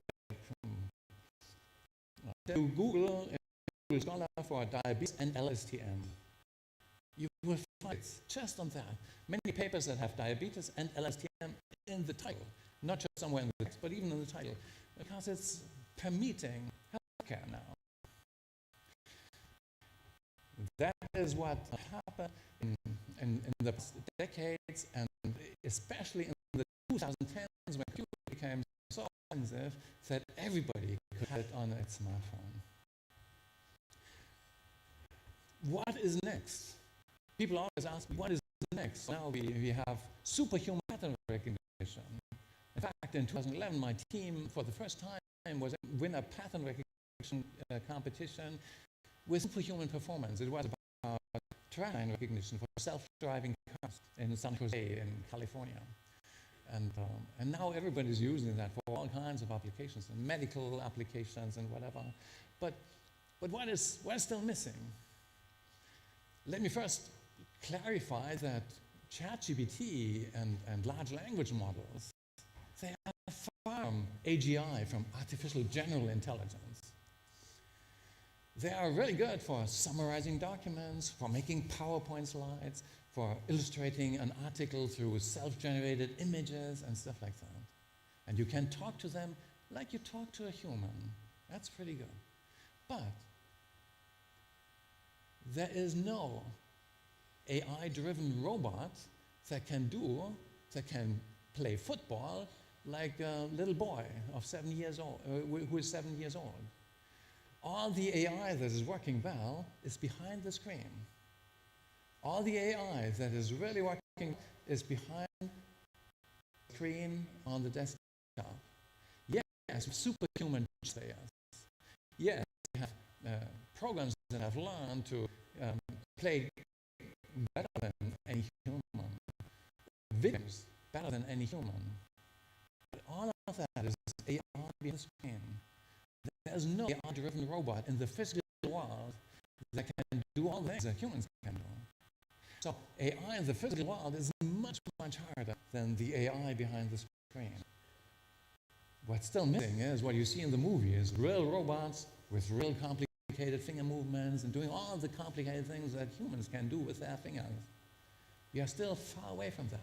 What we need to get there, well, we can use the principles now that we have published many decades ago, actually, where you have one network that learns to build a model of the world just like babies do. What does a baby do? Well, in the beginning, the baby knows nothing about the world. And it doesn't even know that it has. It doesn't know that it has. But randomly, by moving its fingers a little bit, it notices that there's an effect on the video which is coming into the camera. It learns to predict the consequences of finger movements because the video is changing, and the baby is learning to predict better and better the consequences of its actions. It learns that it has a hand. That's how it learns that it can manipulate its hands, and that's how it learns that objects always fall in the same way. That's how it learns about physics. That's how it learns about what the people do, what the parents tend to do. It learns to predict the consequences of its actions and so on. We have artificial neural networks that also learn to generate their self-invented experiments and learn from that to predict the consequences of the experiments. Almost everything that a baby learns, it doesn't learn that from the parents. No, almost everything that the baby learns, it learns through self-generated experiments, where it invents action sequences that change the world, and over time it learns to predict these changes in the world, and it creates a model of the world. Now, once it has a model of the world, it can use that model of the world for planning the future, doing mental simulations of the future, and it thinks about what if I do this action sequence? What if I do this action sequence? Oh, if I do this action sequence, then I will run into this obstacle, and my pain sensors will go off, and it will be bad for me because there are these special inputs, the negative reward signals from the pain sensors. So it will try to avoid that, and then it will use this model of the world to come up with an action sequence that does not lead into this harmful obstacle while it is on the way to the charging station where it wants to reload its battery, or on the way to the fridge where there's some food in there. So all of that, we know how to implement that. We have done that for a long time. It's just not yet as prominent as what we know from ChatGPT, but it's coming. And so even the physical AI problem is going to be solved in the not so distant future. What is the near future? I think the near future of AI is also connected to something that in principle is old. It's about learning not only according to some human-given learning algorithm, some pre-wired learning algorithm. No, it's about learning to improve this human pre-wired algorithm, to inspect it and to change it such that it becomes a better learning algorithm, and to do that recursively, such that our systems not only can improve the way they learn, no, they can also improve the way they improve the way they learn, and they can improve the way they improve the way they improve how they learn. And my first paper on that dates back to 1987. It's called meta-learning now. Back then, nobody was interested. Today, it's a hot topic. Back then, nobody was interested. I gave a talk about that at a conference a little bit like this. And that was in the early 90s. And it was a little bit like this, except that there was only one single person in the room, in the audience. A young lady. I said, young lady, it's very embarrassing, but apparently I'm going to give this talk just to you. And she said, okay, but please hurry, I am the next speaker. But since then, of course, every 5 years, computers has become 10 times cheaper, and now we have much better compute and much cheaper computers than back then. But of course, we are still in the middle of this explosion. And in the next 30 years, we will see another explosion of that type. In the next 30 years, another factor of 1 million is coming. And almost everything that seems impressive today will seem like nothing 30 years from now. And everything is going to change. And there are not only those AIs that slavishly imitate what humans are doing. No, like the little babies that I mentioned, we have these AIs that generate their own goals. They learn to create their own goals like babies do. And if we prevent them from setting themselves their own goals and inventing their own experiments, they don't get so smart. They don't get as smart as those who have the freedom to do that. So there's a huge incentive to allow them that freedom of setting themselves their own goals, which we have done in the lab for decades, since 1990. So it's going to come. And now the big question is, once this is working really well in the physical world, what's going to happen then? So I already talked about self-improving meta-learning software, but the next big step is going to be self-improving hardware. Self-replicating, self-improving hardware. It's coming. We already have 3D printers that can print parts of themselves. Maybe some of you have 3D printers at home. Does anybody have a 3D printer at home? Yeah, some hands are up. So you know that there are parts of the printer that you can reprint with a 3D printer. There is no 3D printer on the planet which can reprint itself, because there are too many parts of the 3D printers that no printer can reprint. So you need other machines to make these other parts. However, in the not so distant future, for the first time, you will have a collection of machines that includes a couple of robots, and some of these machines are not so smart and others are pretty smart, and they will be able to make a copy of the entire machine society. This will mean that you will have also the machines that extract the ore from the ground, and like today, where there are self-driving trucks actually, which take the ore to certain factories where more complicated things are made out of the ore. All of this, to the extent that you have a machine like that that can make a copy of itself, including the robots that you need to screw in parts of the 3D printers that cannot be printed by the 3D printers, do all things that currently only the human-based civilization can do. What do we have currently? At the moment, we have a civilization, and it's mostly machines, but you need all these humans operating the machines. Once you have robots that are general enough to operate all the machines that humans can operate, then that will be the next step. Because then the whole thing will be able to make a copy of itself. And then, of course, it will not just make a copy of itself, it will improve the copy of itself. And then, of course, something like this new kind of life is not going to be limited to our planet. No, something like that can also survive in space, where life cannot survive. Even in the previous century, the most successful explorers of the solar system were not humans. They were stupid machines that flew for years and decades from one planet to the next, and then took all the pictures, something that humans would never have been able to do. While space is hostile to humans, it's really friendly to appropriately designed robots. And remember that we already have AIs that set themselves their own goals, that have their own will. It's not something that is science fiction. That's an old hat already. So what's going to happen once all of that is technologically possible? Well, some of these AIs, they will want to make bigger and more AIs. And so they will expand to the places where there is more, where there are the resources, the physical resources, that you need to make more and bigger AIs, which is out there in space. where there's billions of times more sunlight and sun energy than the little thing that hits the biosphere. And there's so much more material to build self-replicating robot factories and so on. So what's going to happen, of course, it's inevitable, I believe. There will be an expanding AI sphere.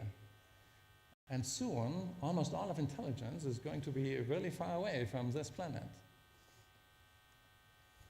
So, self-improving hardware like that is going to not only reshape the solar system, but it's going to expand, and within a few 100,000 years, maybe a few million years, colonize the galaxy. But a few million years is nothing compared to the age of the universe.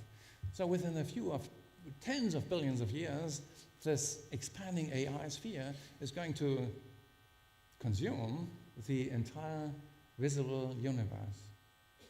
That's far future. That's far future. But I'm saying this just to make clear that what's currently happening is not just another industrial revolution.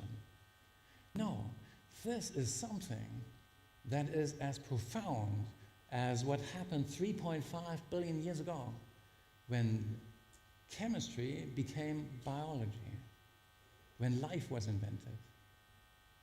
Now, 3.5 billion years later, a new sort of life is taking shape, which can expand in a way where biological life cannot follow.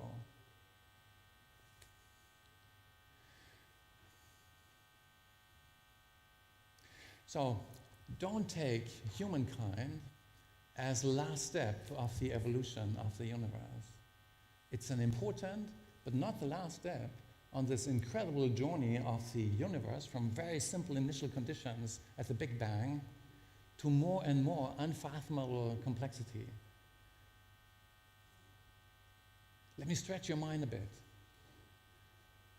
Remember when we took quarters of the timeline all the time and we converged towards 2042 or something like that, the omega point.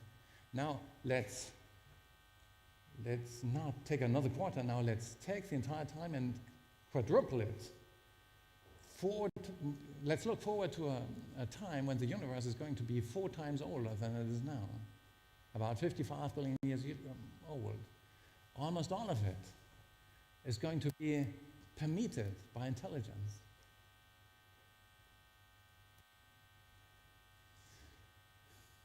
So what's currently happening on this little planet is something that has the potential to go far beyond this little planet.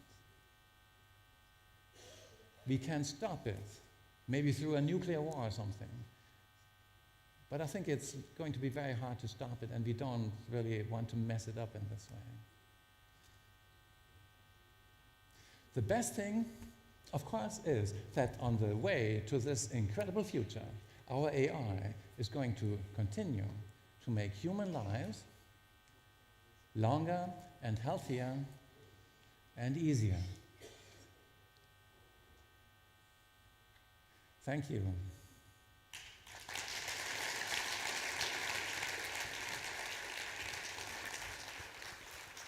Thank you for the wonderful, insightful presentation. Please remain on the stage as I would like to once again allow for Dr. Faiza Al-Kharafi, Chairperson of the Board of Trustees at American International University, to please come onto the stage for a commemorative photo and to present the award to Dr. Jürgen. Please join me in welcoming Dr. Faiza Al-Kharafi to the stage.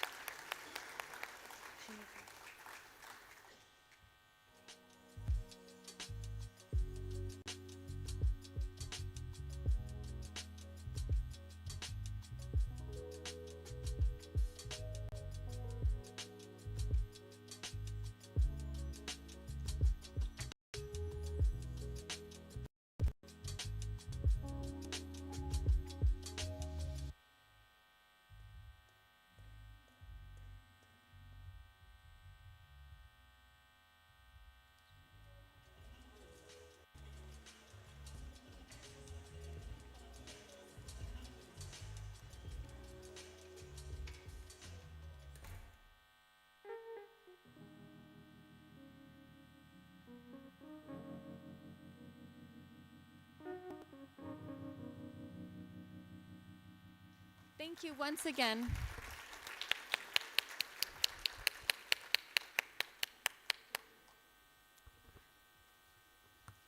Now, as we head to our networking break, I want to just reiterate the fact that this event would not be possible without the incredible leadership from our American International University, as well as our incredible sponsors. A thank you to Ali Al Ghanem and Sons. A thank you to KFAS for your incredible strategic partnership. NBK, this event would not be possible without you, as well as all of our collaborators and supporters. Please now, let's enjoy a coffee break, and this is a great opportunity to discuss the ideas sparked by these sessions and network with your peers. We'll reconvene shortly, and a 5-minute warning will be sent out regarding breakout discussions.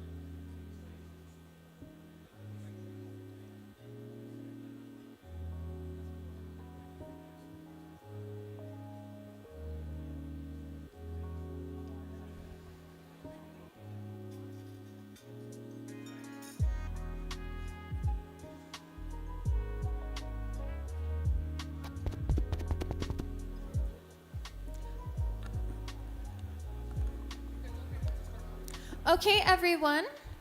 This is your 2-minute warning that we will be starting the next series of discussions. Kindly make your way to your seats.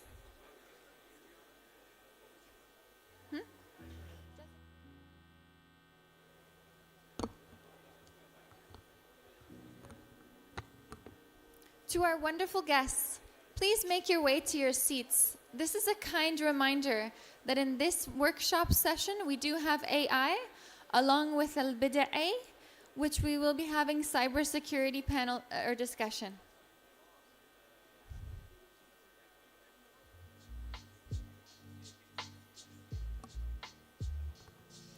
Great.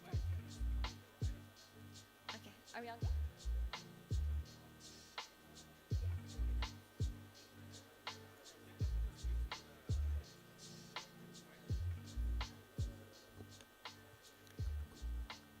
Attention valued guests, we have 5 minutes remaining until we'll be starting our next highly anticipated speech.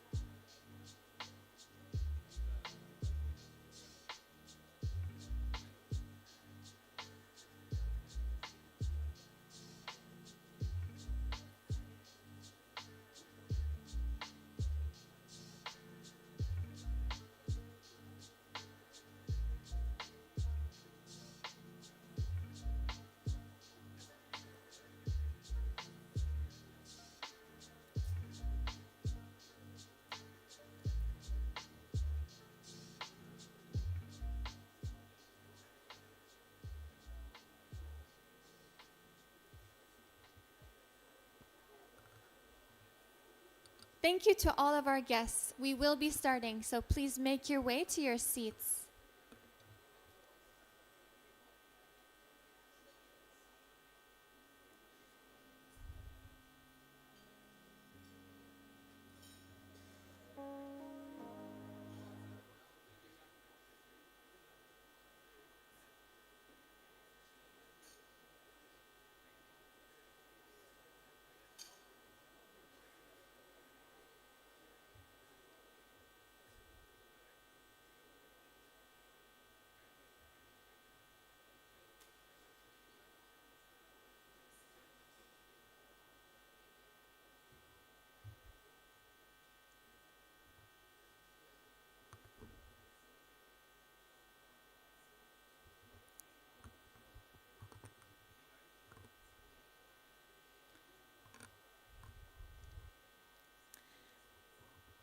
Incredible guests and distinguished collaborators, it's my honor to tell you that we have begun our next workshop sessions. Today, we're excited to have Dr. Eva Marie Mueller-Stuhler leading our workshop for AI and decision making. Dr. Mueller-Stuhler has been instrumental in shaping AI strategies that enhance decision making within the corporate and government frameworks across the globe. Her expertise is widely recognized, gaining her the prestigious title of one of the top most brilliant women in tech, and we're delighted to have her here with us today. Her session will be focusing on integrating AI tools into the executive process to improve accuracy and efficiency in decision making. And I ask that you all join me in giving a warm welcome to our incredibly distinguished speaker, Dr. Eva.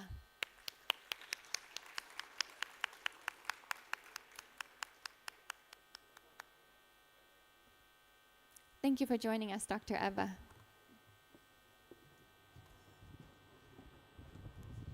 Thank you very much. And yeah, welcome everyone. And thank you so much for inviting me today.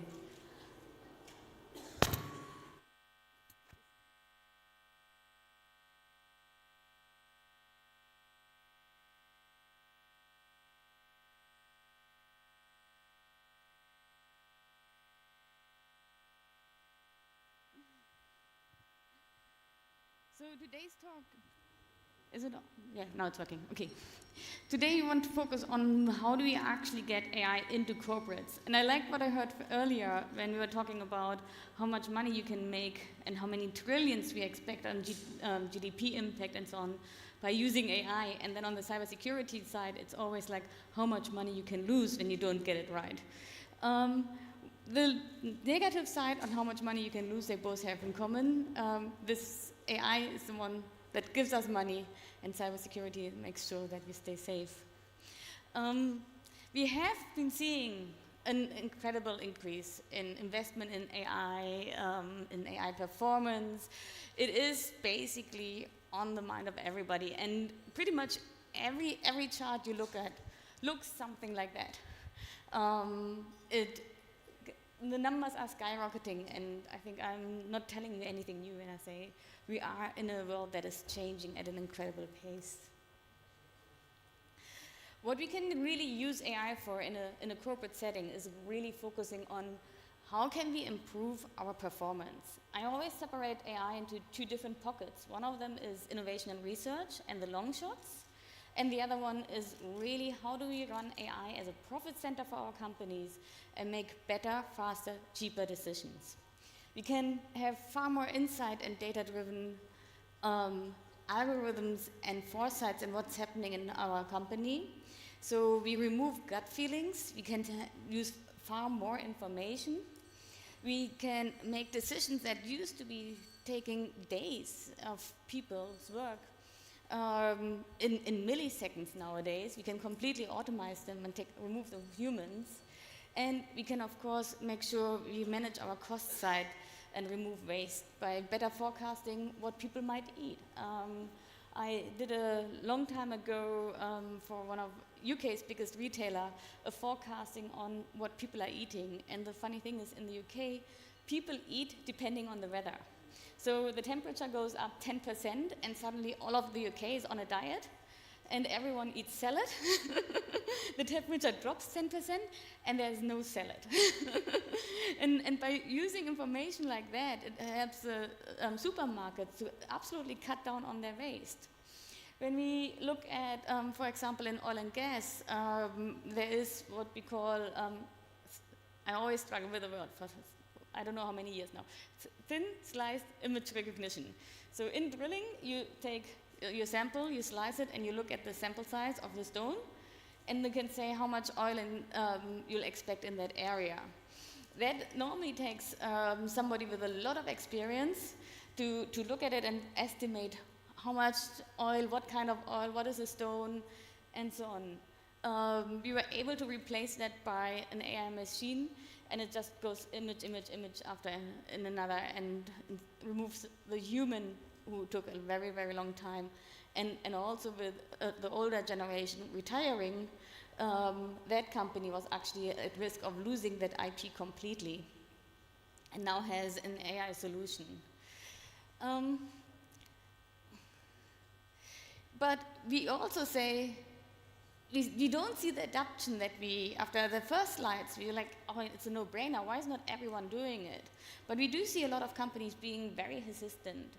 And we do have to say, change when you still can, and not when it's too late, not when you must. And people wait and say, well, let's wait for the competition, and then you're basically trying to play catch-up for the rest of your time. We also see most of the companies now saying, yes, we want to be AI-driven. We want to really change our operations. But the official number is 1/3 is only succeeding. I'm actually far more skeptical about it. I say, really succeeding in the AI transformation, I see probably 5% of the companies. So if you're sitting here now and saying, okay, we're really behind the loop, no, you're still in the same group than everyone else. But it is now where you gain your competitive advantage. In car racing, we always say you win in the turns. So when everyone is still trying to figure it out and so on, that's when you have to speed up, and that's when you have to really accelerate. When we look at the common journeys, and in the past, all the companies I have worked with had quite a similar story arc. They all started very, very optimistic and said, okay, yeah, we're going to start now. We're going to set up an AI team. We put them somewhere in the basement, and they're going to make lots and lots of money. They hired some of the smartest people they could find. And like, oh, I know this really nerdy guy. He can't communicate with anybody, but he's brilliant. He wears a hoodie. We put him in the basement as well, and he's going to transform our business. And then they started building lots of POCs. There are graveyards full of POCs out there that are never used, never deployed, unscalable, or that actually were used to make business decisions that are completely wrong. I like to say a proof of concept, a POC, is a little bit like you take a bucket full of water, you carry it up to your flat. I live on the 70th floor now, so it's a long way. You get upstairs, and then you rinse your coffee cup and say, here, the coffee cup is cleaner now. That is a proof of concept. Fully deployed AI is a completely different ballgame. Fully deployed AI means on every floor you can open the tap and you have clean water coming out. You can connect your dishwasher, your shower, your washing machine, and all of that. So a POC is maybe 2% of the journey, and the concepts have been proven. It's now about really developing fully scalable AI that is completely implemented. So we now then hit the second winter where companies were like, hold on, we spent so much money on our data science team and we didn't get anything out of it.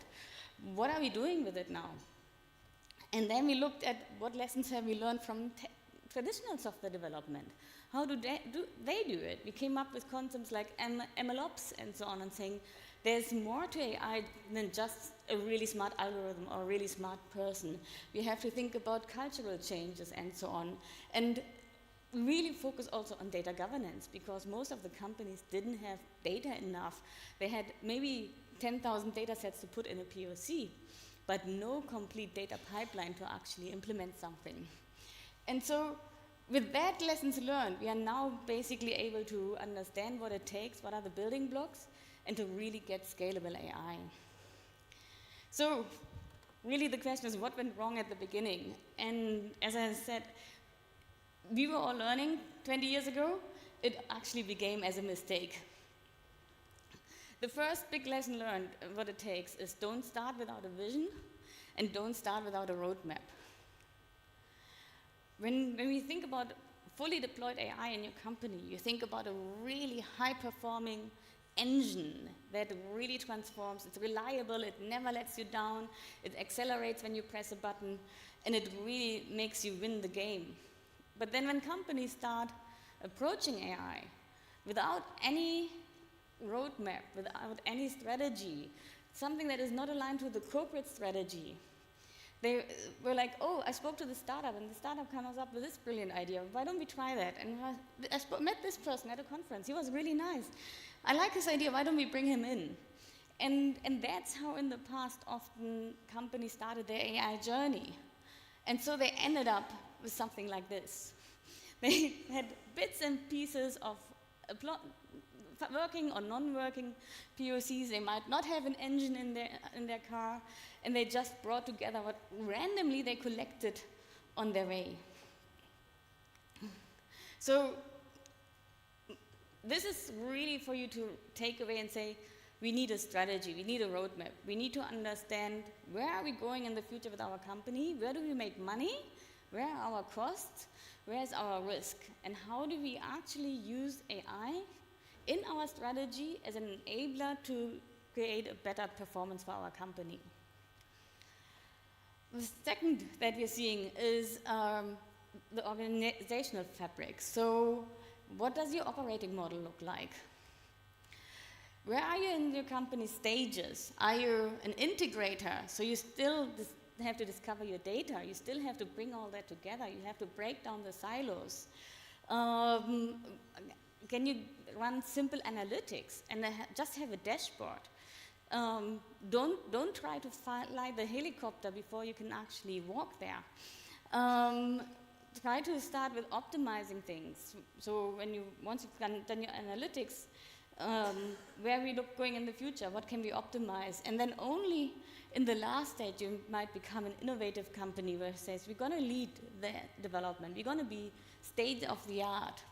We're going to make completely transform our business to be a data and AI-driven business and take off and be the leader in the field. Also be sure that your AI operations is integrated with the business. I often like to say, people ask me like, oh, where does AI sit? Does it sit under IT, or who do we report to? And AI cannot come from the AI or data science team. It has to be completely aligned with the business. You need to have a center of excellence or a clear data science and AI team that works together with the business. I think you all remember when your IT comes up to you and said, oh, we installed this new software. Nobody is going to say, hey, amazing, I've always been wanting to have a new note-taking software or something. It has to come as a pull from the business. The business has to say, you know what, I'm doing these reports all the time, and I think there should be so much more I can get from them. I don't trust the data, I don't trust the report, but I actually, instead of 50 Excel files, I really like a smart dashboard with this and this and this information, where I see what belongs together, I have smart clustering of my information, and I can forecast. And that is where the operations have to work with the AI and data science team, that you have a clear process on how is it initiated and how it is run through the organization.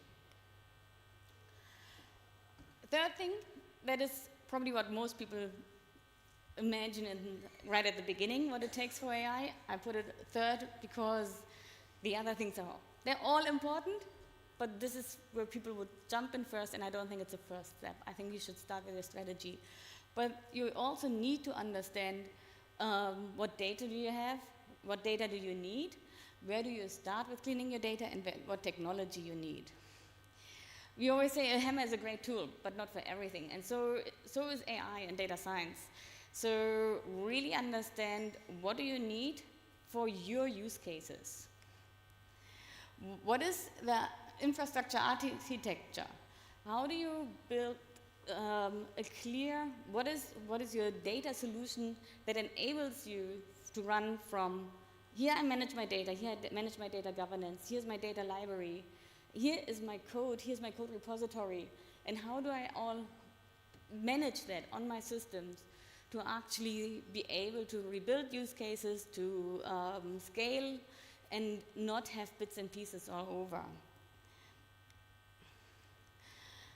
I mentioned the data problem before, because most companies that we still see are not even on their data journey. And you do have to make sure your data is trusted and reliable, is scalable. When you go to a library and you want to get some information, you go like, okay, I know I want a book in the science section, I want an author starting with ABC, I go here and I find it, it's reviewed, the quality is trusted, and I can just take it and build my own knowledge based on that book. That's ideally how our data should look like. I'm actually, most data that we see is worse than that. There's pages missing, there's coffee spilled all over it, it's in different buckets, and so on. So make sure you get your data right before you get your insights right. You don't have to start all over and say, we're going to clean all our data for 10 years before we can actually do AI. No, make sure in your AI strategy you know what is feasible on your use cases and where do you have the data, and then maybe start with grabbing the low-hanging fruits, start with baby steps, and then develop from there. Have a clear process to deploy and monitor. We talk about the risk of AI. A lot of people know the news that Elon Musk makes about the risk of AI, but I wouldn't say this is not the risk, but the risk for a corporate is not that the AI will terminate everyone quickly. The risk for a corporate is far more present and far more tangible. We have to ask ourselves, when you deploy AI models, are they actually accurate? How can I trust when my model says, I should save money here, I should make people redundant maybe here, or I should not give these people a loan, not let them on the Titanic lifeboat? how confident are we with the answers? And how confident are we with the answers going forward? Is it fair? There is, and I go into it more, the problem of biases. Our past data is heavily biased, so how do we make sure that in a bank we don't use gender as a criteria to give somebody a loan? Because in the past, depending on where you look at, there is not enough information about women. In healthcare, different ethnical background, I see one of the big problems in the region actually, we don't have healthcare data about women over 65. So how good is our healthcare solutions that we buy from the US that is built on 25-year-old white boys? So really, how do we deal with these issues? Did anybody tamper with it? So if you have a self-driving car, or you have a car that is already relying on a lot of AI, how robust is it to some bad agent playing with it? Is the privacy protected? Is it transparent? Do we know where the model is built for, why the model is built for, and what data is it trained on? And one of my favorite, is it explainable? And I like the term, is it explainable, because in my time at IBM, I led a big study with the Academy of Technology. And for the first month, we had all the distinguished engineers, all the top technical people of the IBM working together on saying, how can we make our AI models explainable? In the first month, we actually spent arguing about what does explainable mean and to whom. If you're sitting on the Titanic and the boat is sinking, is it the question, do I get the reason why I'm not on the lifeboat? Or is it the manager who needs to be able to say, okay, I understand how the algorithm works, I tried this in this case and not in this case? Is it the data scientist? Or is it on general that you're saying, okay, you're not on the lifeboat, but on general, the model considers A, B, C, D as factors. So there is a lot more to all these challenges than first as aside. Bias is a big problem because our world is biased.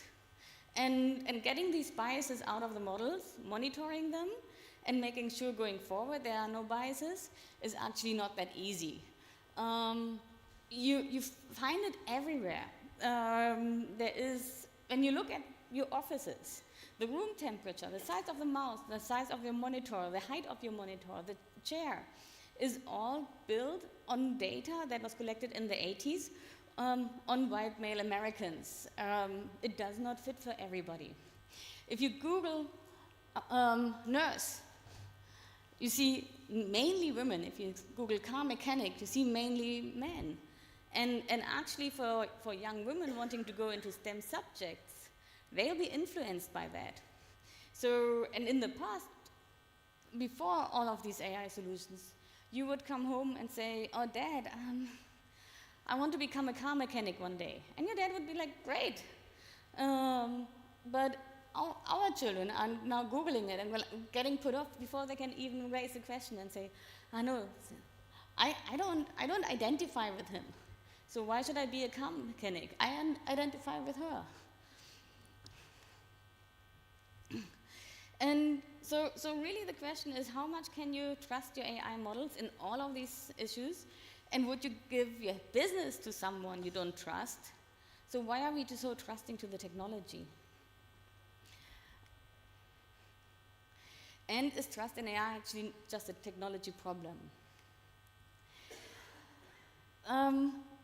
What makes AI so different to technology development? Because we could say we always had software around, and now why is trust not a problem with PowerPoint or any other software solution? Why is it an AI problem? And the problem is it's decentralized. You have far lower barriers. Every kid can nowadays go on Kaggle, copy and paste something, or use ChatGPT. The predictions and decisions are always predictive, so you are only to some degree sure that this person should not be on the lifeboat, but you're not 100% sure. It learns and develops over time, which is a big issue on models that are not set up properly and are not monitored properly.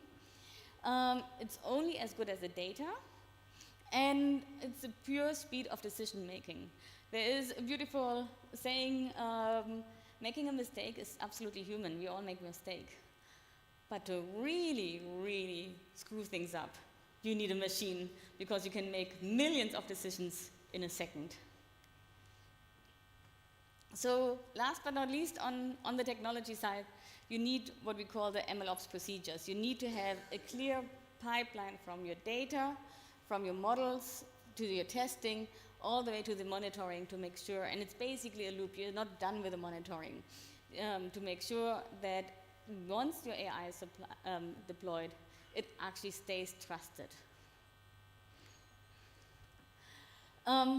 Big problem is also change management, and we see that especially now with a lot of Gen AI solutions coming out. We all used software in the past. And I'd like to say using software is a bit like using a screwdriver. You take it and you build something with it. But now as a company, you basically have to train every single person on not just using the screwdriver, but actually working with somebody who uses the screwdriver for you. With a screwdriver, you say, okay, I'm going to take the screwdriver and I'm going to build a table and I put in some screws. Especially with Gen AI and large language models, it's a completely different mindset. You go like, can you build me a table? And people have to learn on how to communicate with AI models. If you say, can you build me a table? The AI doesn't know what you have in mind, how big, how small, how many screws. If you give it 500 screws, they put 500 screws in your tiny little table. So really make sure you change the culture of the company, and you have to really retrain every single person. We say AI will actually not replace managers, but managers who use AI will replace those who don't. The numbers of how much more you efficient are if you use Gen AI solutions, faster in answering emails, we already see that. We get our emails, the answer is already there. You might tweak it a little bit and then you send it out. Calendar invites and so on. Generating invitations, generating creative work. All of that is now AI enabled and is basically making us faster and far more efficient in our daily work. So make sure you retrain every single person in your company on how to actually use that. And then the last building block of really building good AI in your company is that you need the right teams. I mentioned it before, always talking about the boy with the hoodie in the basement, and we always thought we are looking for the unicorn. I've seen lots of LinkedIn posts in the past of saying, okay, we are looking for a data scientist, needs to be A, B, C, D, and then I remember one that I used with my students because it was by a famous person on LinkedIn saying a data scientist needs to have at least these 5 core skills. And then afterwards comes a list of like 30 things. I was like, why is he saying 5 and then gives 30s? But it is impossible for one person to do all. When you look at what we would call a unicorn team, is what you actually need to build in your company. You need very diverse people. You need people who are actually, you have the classical data scientist. You might have a mathematician. You might have a designer or an architect. But you also have a big group around it. You have people who understand the business domain. You have one thing that I really find important is data communicator, or insights communicator. We sometimes call them journalists, who are able to translate the outcome of an AI model back into the business. I was once driving with a friend of mine in his car, and his sat-nav said, "Oh, turn right on the next. Turn right on the next turn." And I was sitting there like, "This turn or next turn? Which one does it mean?" And he was like, "Yeah, I never understand the sat-nav." And you've been sitting there like, somebody actually build some really smart AI. It can tell you where the traffic jams is, can take you on the shortest route, can consider everything you want. But in the last bit, when it comes to communicating the outcome to the person making the decision and saying, this turn, not this turn, that's where they failed in their development. And that's why the communicator, journalist, and so on are so important to say, as a CEO, you don't want 500 lines of Excel files as an outcome. You want to see the information in the way you need it to make your decisions. So basically, what you see here is make sure you have, as it say, horses for courses. And when you have your strategy in place, that in the end, all the way down to your development team that brings it into the company, they also know how to do the change management or have somebody working with them to actually make sure the AI is running, trusted, and adopted. So bringing it all together, you do need every single building block. It is not an easy thing to actually get good AI into your company. And as I'd like to say, building a POC, building some kind of AI is really easy. And I'm sure most of student college kids, teenagers in school and so on already come home and be like, oh, I built this and some AI that runs and look, mommy, look, daddy, what I've done.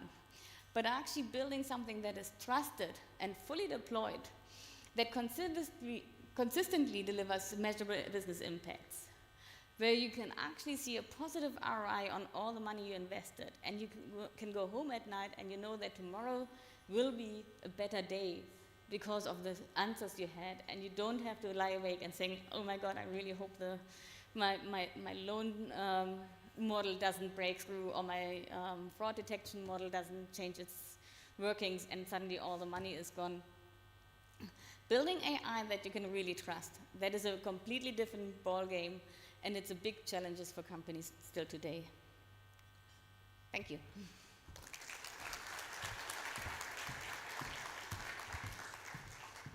Thank you so much, Dr. Eva. I ask that you please remain on the stage as we are delighted to welcome Ms. Rij Al-Ghanem to the stage, our member of our Board of Trustees, who will be providing you with an award on behalf of American International University. So please join me in welcoming Ms. Rij to the stage.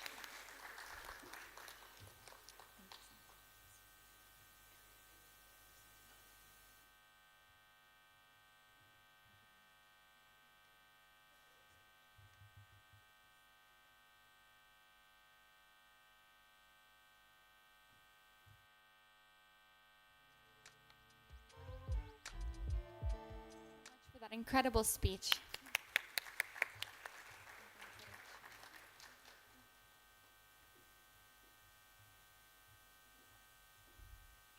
And now, jumping right into our next incredible workshop, this will be led by Mr. Jepson Taylor, discussing cyber resilience or cyber regret. With his extensive background in AI and machine learning, Mr. Taylor will explore how businesses can fortify their cyber defenses in the face of growing cyber threats. His insights are particularly relevant today as he unpacks the strategies to prevent regret through proactive cyber resilient planning. Please join me in welcoming Mr. Jepson to the stage.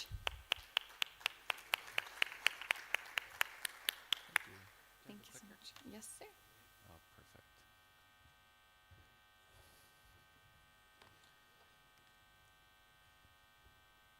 Okay.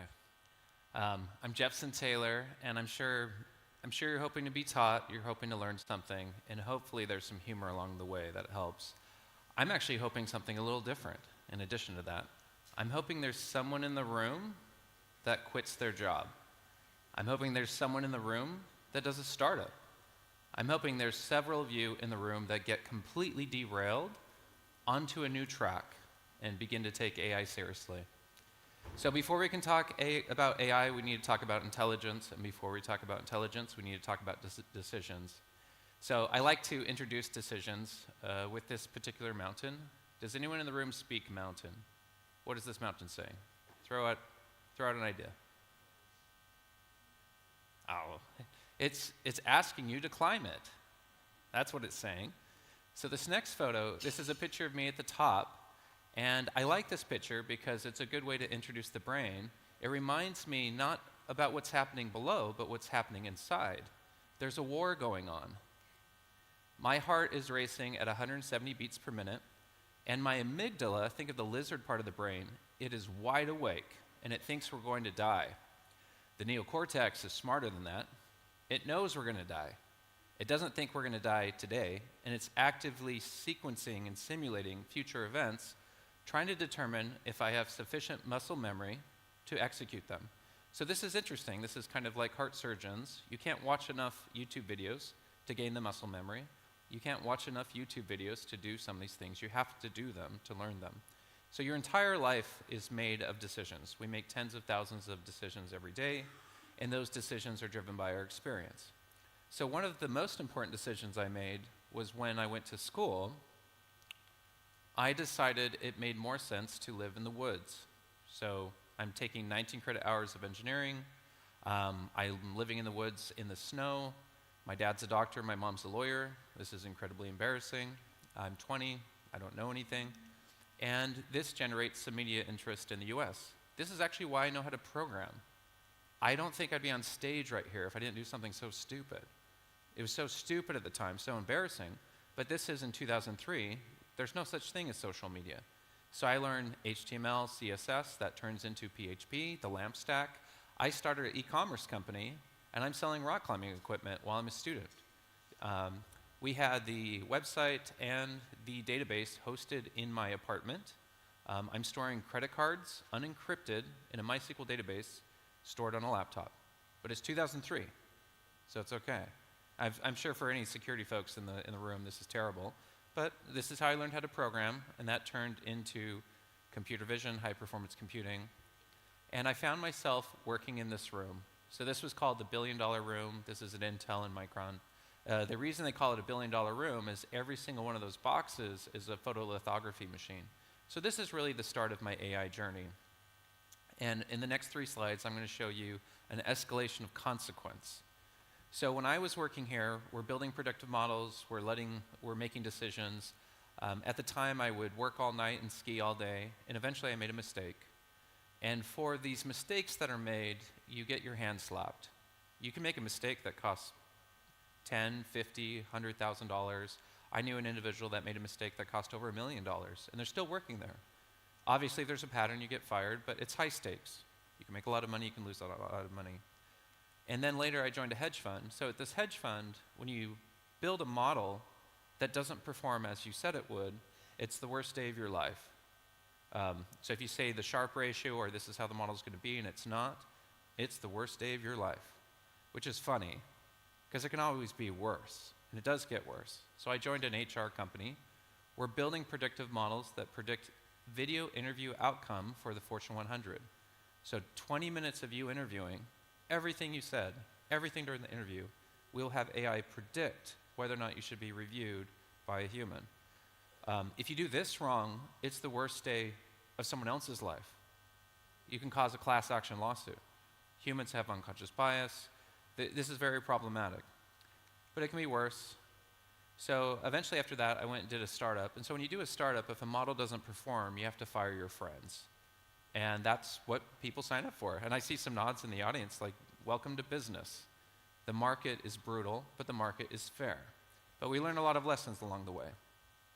So we make decisions that's driven by our intelligence. I've got 3 slides to introduce intelligence. You've probably heard different definitions, but I think this one is simple.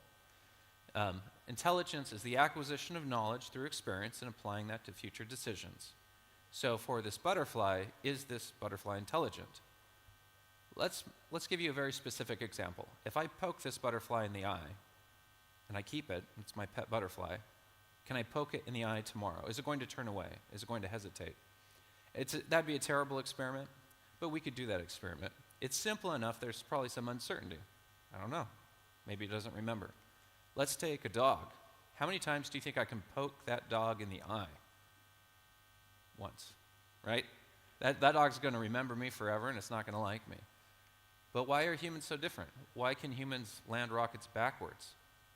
That's completely different than a dog. Well, the fascinating thing about humans is our knowledge, our experience is eternal. So if I poke humans in the eye, and I leave on a spaceship and go the speed of light, and I come back in 1,000 years, if I was the prolific eye poker and stories were written about me, I still can't poke another human in the eye, because we can share experience. I can burn my hand on the stove, and I can tell you. You don't have to burn your hand on the stove. Other animals can't do that. And so the interesting thing about human intelligence, are you smarter today than you were as a child? How much so? Can you assign a number? Are you twice as smart, 5 times? It feels infinite, right? It's overwhelming, especially when you're dealing with your own kids. It's overwhelming how much more wisdom and knowledge you have. But here's the issue that does cause some people anxiety, and I think it should. Are you smarter today than you were yesterday? I would hope, being here at this conference, the answer is true. It's yes. But typically, if you think of a typical Tuesday versus Monday, there's actually not a guarantee. Time is not a guarantee of increased intelligence, and actually we see the opposite. If someone is in a role and they've been there for a long time, they can get stuck in their own box. They become an expert of the process, and they're less likely to innovate. They're less likely to think differently. You also can't take credit. This is AI imagining how the pyramids were built. I promise this probably is not how they were built, but I think it's funny. You also can't take credit for your own intelligence. You have to thank the people that came before us, the things that were learned in history. All of the technology and math and science that you've read in books, a lot of those people are no longer alive, and they depended on other people that added to that knowledge. So one of the things I highly recommend, it's maybe not a good place to be, but I really like finding opportunities to work on projects where the outcome could be you are either a fool or you're brilliant. Find projects that force you to innovate. And I'm using this as an example because we're going to end with AI-accelerated innovation. When I was in graduate school, I diverted and started working on a particular, I had a disagreement with my advisor, and I started working on an equation that he didn't think was worth pursuing.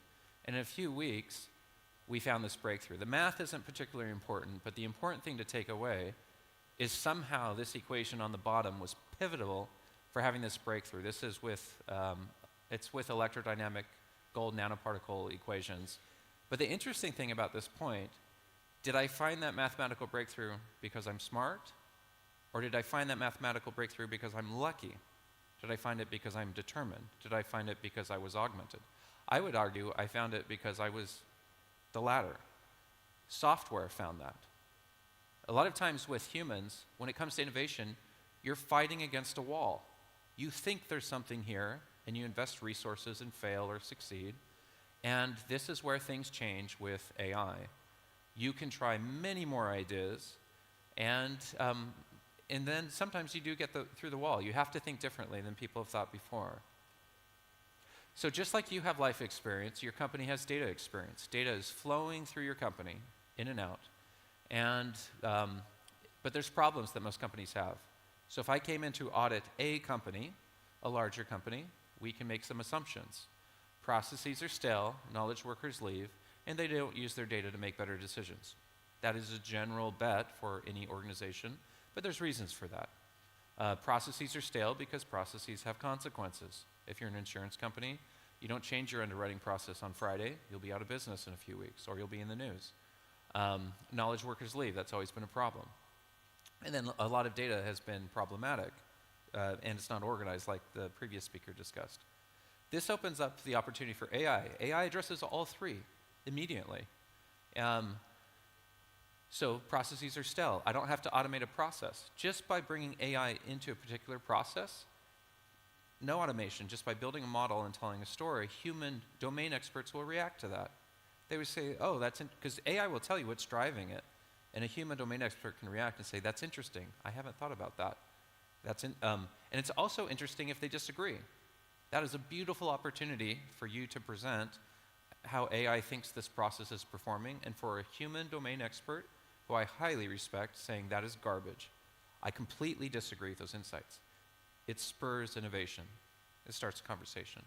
So now I want to shift gears and take you into state of the art. I really want you to appreciate where we are with AI today, because most people find we're much further along.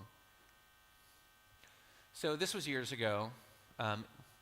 I grew up playing these video games, top right, played Doom, but I'm disappointed because I can't play these new video games. These kids are beating me. And I realize I don't have the cognitive reflexes in my 30s to compete with these 7-year-old kids. And so I'm disappointed, but then I find something on the internet, a gimmicks adapter, and I order it from France, and within a few weeks I realize that I can get AI to play my Xbox. So AI starts playing my Xbox, and I was able to get a server from Intel, 12 terabytes of RAM, 196 Xeon cores, so it's playing my Xbox. This is fantastic. My wife hates it. The server is so loud you can hear it outside the home, and even in a 3-story home you can hear it on the top floor, all doors closed.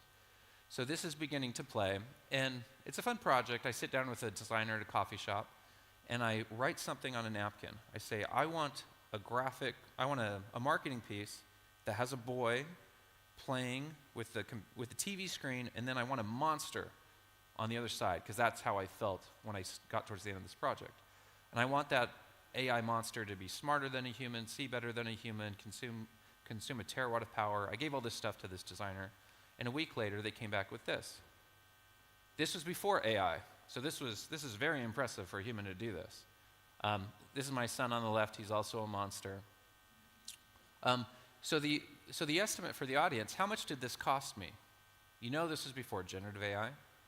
Well, it's a good designer. So think of a number in your head.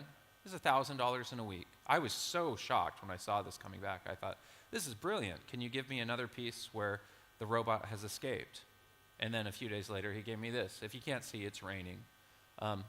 Brilliant for a human. The next question is, what did this cost and what is the timeline? Well, I think you know where I'm going. This was pennies. This is generative AI. And then the timeline was a few minutes. If you really study the piece, you'll actually realize this is in a different territory. If you demanded this 5 years ago, I can't give you this for $1,000. Look at the depth of field. You're now talking about Unreal Engine. You're talking about a completely different thing. I don't know if I could give this to you for less than 10,000. Maybe it might be much more. I could even spend up to 100 and take a whole month with a team to do this. And so with generative AI, it's an explosion of creativity. It's unbelievable that you can create images like this. Ballerina in a forest fire, why not? It doesn't matter. You can come up with any idea and produce it. Lava dresses, why not? Isn't this fun, just the explosion of creativity? If you haven't started playing with this, I encourage you to do this. Your kids can play with this as well. One of the things that's happening under the hood is really profound. So this is an animal that is imagined to represent SpaceX, the company. So you're asking AI, please produce a creature that represents SpaceX. Please produce a creature that represents McDonald's. So the thing that is so profound with this image, you can make thousands of these images. French fries for hair, the color, the decisions that are made, it's actually demonstrating a very deep knowledge of topics. Just like you understand topics and how these different things cluster together, the fact that it's doing French fries for hair, I think, is incredible. There's a lot more knowledge in these models than people realize. And so keep in mind how fast we're going. So in 2014, this shows you the rate of generative AI. If I had told you in 2014, see those black and white images, that this will completely replace modeling, completely augment your marketing, your graphic design, most people would laugh. They would not take that seriously. And if you look at the rate of change, of it improving, and then finally going from text to image, it's only going faster than this. We are not slowing down. So if anything, when you pull this into the future, it's only going faster. And I think that's already been discussed here today. So going faster, you've heard about, everyone's heard about ChatGPT. When you go to use ChatGPT or Anthropic, that's called zero shot. You type something, you get something. I would argue for people in the room that have been doing this for a while, you're also doing something else. And I'm going to explain these names. You have reflection. So reflection would be you write some code or write something, and then you react to it. And you say, well, that's not very good. Do better, do better. It will actually keep doing better, which is really fun. If we had more time, we could do a live demo, and you could watch where we could get into some code that it'd be very difficult to find a human who can write this code. So you have reflection, you have tool use. That would be, think of AI as driving another tool. There's lots of Linux tools that you could drive with parameters planning, multi-agent. So these are the focus now. So with planning, you can actually write an entire book. So next time you're driving the car for a few hours, just monologue into a microphone. If you've ever monologued before, that's very sloppy text. I promise there's some good things in there. Like, we all know there's good things in there, but it's not something you want people to read because the thoughts aren't really thought through completely. You can take a monologue and you can put it into an LLM process, and it will actually plan an entire book. And it'll begin writing that entire book. And if you have additional writings, like think of a decade of writings, you can ask AI to make sure it's matching the voice. So please write me a book and match my historical voice. Adaptation. So there's evolutionary processes that we can bring into these agents where they chase a goal and they get smarter. And I'm going to drive this home for this next example. So you saw the headshots that were shown, these AI-generated headshots. For the sake of argument, let's assume right now we will announce $1 million prize. Anyone can go home tonight. $1 million prize. We'll do this for a few weeks. You submit your headshots. Go use Midjourney, give headshots, and we'll pick a winner. Whoever's best will get $1 million. I'd actually love to do this. If I had an extra $1 million, I'd just throw this out and see what happens. You can read the competition. You can see this. This would be great for a lot of young kids, right? They can really jumpstart their career. You might be thinking, well, I know how to win this competition. I'll just give it to AI. Why not? Just give it to OpenAI. Those other humans weren't as creative as you were. Let's just give it to OpenAI. But if you do that, and if you tell OpenAI to win this competition, it produces this. The thing that's so funny about this is this would have blown our minds 5 years ago. 5 years ago, we would have been desperate to buy this. This is so incredible. I'll pay you $1,000 to hang this on my wall. When you've seen something better, you can't go back. So we all know that this is disappointing. You have no chance of winning the competition. If we take this and put this into Midjourney, it still does this. So why is AI not winning this competition for us? Because of zero shot, in, out. That's not how you win a competition.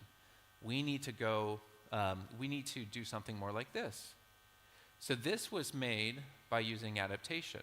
So adaptation is where you try many different results, and you score them based on the rubric, and you're much more likely to find something that would compete. The thing I like about this image, this is actually made with an outdated, this is Midjourney 5.1. The thing I like about this image is there's a room reflected in the eye. Do you know what's in the room? Me having breakfast with my parents. I'm just kidding. But the eye's the window to the soul. So this is incredible. Like, the fact that you have a window reflected in a room reflected in an eye coming out of AI is incredible. The other thing too is there's something more profound that's happening. AI read the competition.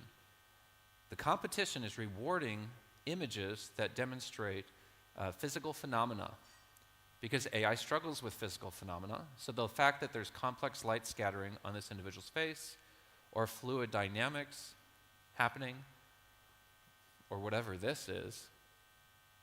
This one's my favorite. I'm a chemical engineer. I took computational fluid dynamics. I love this image because let's zoom in. Look at the details around the nose hair. This is AI, this is generated. This is generated where it's trying to win a competition. And so what you're looking at is AI will intentionally go mining into its own cracks if you let it. It's chasing after its own weaknesses to improve. Yeah, look at the light scattering on the nose coming from the hair. Isn't that amazing? Would you have thought we could have done this 3 years ago? No, absolutely not. And now you're seeing the same breakthroughs with video. Okay, so now switching gears into code, I believe the way we program has changed fundamentally forever. For any code project that you're starting, I believe today it should have a mission. You should write a mission file, and it should actually have a semantic layer, and I'm going to explain why. So if I'm writing a new project, I just should describe what I want. Why? Because AI can actually fulfill it without me. So software development will never be the same. Writing a mission file, I'm going to show you an example one. So this is a mission file. I've got mission statement, core components, and it's not that important to follow all this, but I'll just kind of quickly go through this. key features, current, asynchronous job processing, worker node registration, dynamic registration of worker nodes. I'm going to put all of this information in here. Think of this as being a 6-page document. Technology stack, this is what I want. Future enhancements, the more you put into this, the better. I think these will actually end up being 50-page documents in the future. So I want to put everything in here. And now that I've put everything in here, long-term vision, ethical considerations, success metrics, conclusion. Great, we've got a mission statement. Is anyone in the room surprised that I can take a mission statement and have AI give me an entire project structure? You can do that. You can put it in Anthropic or OpenAI and say, hey, give me a whole project structure.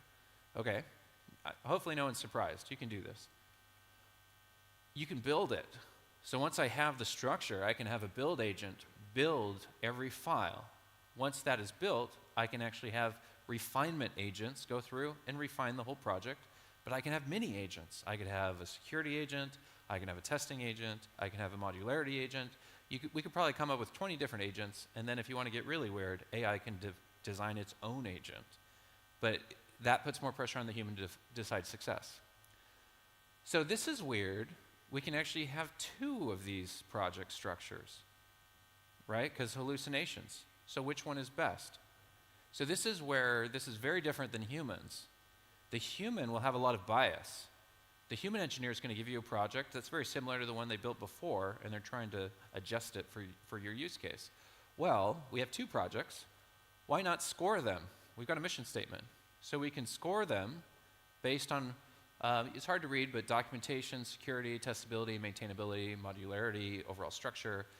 There's probably some things that we would just agree are absolute. So it must pass a security audit, right? Like we could probably come up with a list of 5 things. It must do this. Great, so we can score this. But if you can score it, why not make the project 42 times? We can make the project 1,000 times. So you're now looking at an engineering project that I would argue no human can give you when it comes to all of the metrics. Humans can, think of this as boiling the ocean to get around corners. You're thinking outside the box. AI is thinking so far outside the box, you're much more likely to find a project structure that a human won't find. So I believe the other thing that is maybe a longer conversation, the reason you can do this is because of this semantic layer. So while AI is building the code, it is internally keeping track of its own project representation for better context. Oh, so this code can actually go beyond just projects. So this algorithm that was invented by AI completely. So if I'm being a little more, I don't know what, I think if I'm trying to push this, if you liquidated all of your assets, all of your talent at scale, you actually can't give me an algorithm beyond human. A computer has invented this algorithm from scratch. So this shows you an example where a computer is now able, red bars are algorithms invented by, so think of a PhD.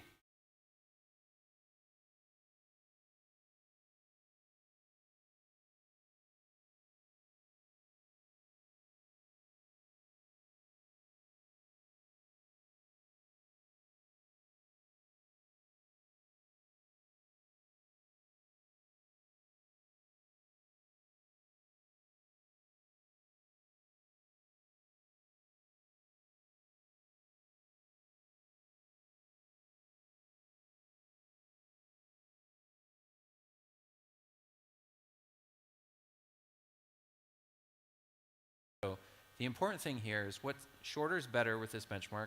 What's stopping us from going a mile to the right? Compute. Just compute. So it's, and I don't want to scare people to think that this is in all algorithm categories. Just very narrow categories, we're seeing these types of runaway breakthroughs. We're also seeing it with machine learning, where we can begin inventing new algorithms that are replacing the machine learning algorithms that humans have invented. And this is very, very early, but LLMs themselves are starting to be re-architected. So humans invented the transformer in 2017. I'm convinced that humans will not invent the next. It will be AI. AI will invent the next, which I think is still very pro-human. it's already been talked about at this event, the nature of the human worker will change. Developers are not going anywhere. If anything, their jobs are becoming much more interesting. The job of a developer to fix an exception, I think that's a waste. It's a waste of a brilliant mind. That same, they can be agents. They can be 10 times the code. I feel like it's going to be very difficult to be a hacker. All of your security logs, it's like you have 1,000 engineers. Anomaly is being reviewed, built, tested. So it's going to be very difficult in the future, I think. But of course, AI is going to help. So 2 slides and then I end. So I'm going to say a slide that feels slightly negative against humans, and it's not meant to be. And then I'll have a slide that's positive. The human AI researcher is like an over-squeezed lemon. How many ideas can they give you this weekend? 2, 3, 4, 5? They're like an over-squeezed lemon. The cost of failure is expensive, takes time. They can't try all of the ideas. AI, on the other hand, can have tens of thousands of ideas. The cost of failure is pennies. It's cheap. So this is a contrast. But now I'm going to say something a little bit more positive. I want to leave on a positive note. So if you have a chance to go on an African safari, I highly recommend it. One of the things that touched me is a wild giraffe will walk 100 kilometers in a day. That's incredible. 100 kilometers in a day. Now compare that to the giraffe in the zoo. It's very depressing, right? Being stuck in the zoo.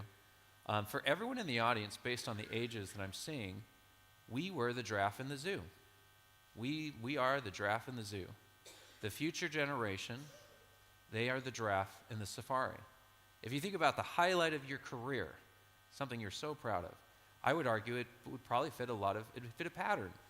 You did something that was nearly impossible with a team of experts, and you had to learn, and there was some risk involved, and you succeeded. That will be a Monday for the future generation. That'll be a Tuesday and a Wednesday. They will be able to do things that we can't even imagine. So there is a very exciting future for the future generation, and technology is what enables this. So thank you very much for your time. Hopefully I'm not putting us too far behind. And yeah, that's my contact information. Thank you, everyone. Okay. Thank you so much.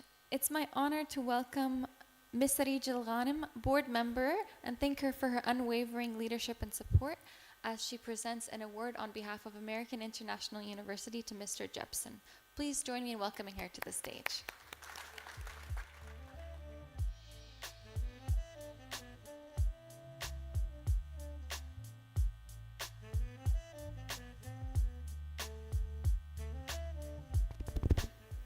Kindly note that there will be no coffee break. We're going directly into our highly anticipated keynote speech. So join us as we welcome Dr. Seth in just 2 minutes, and I ask that you remain seated. Thank you.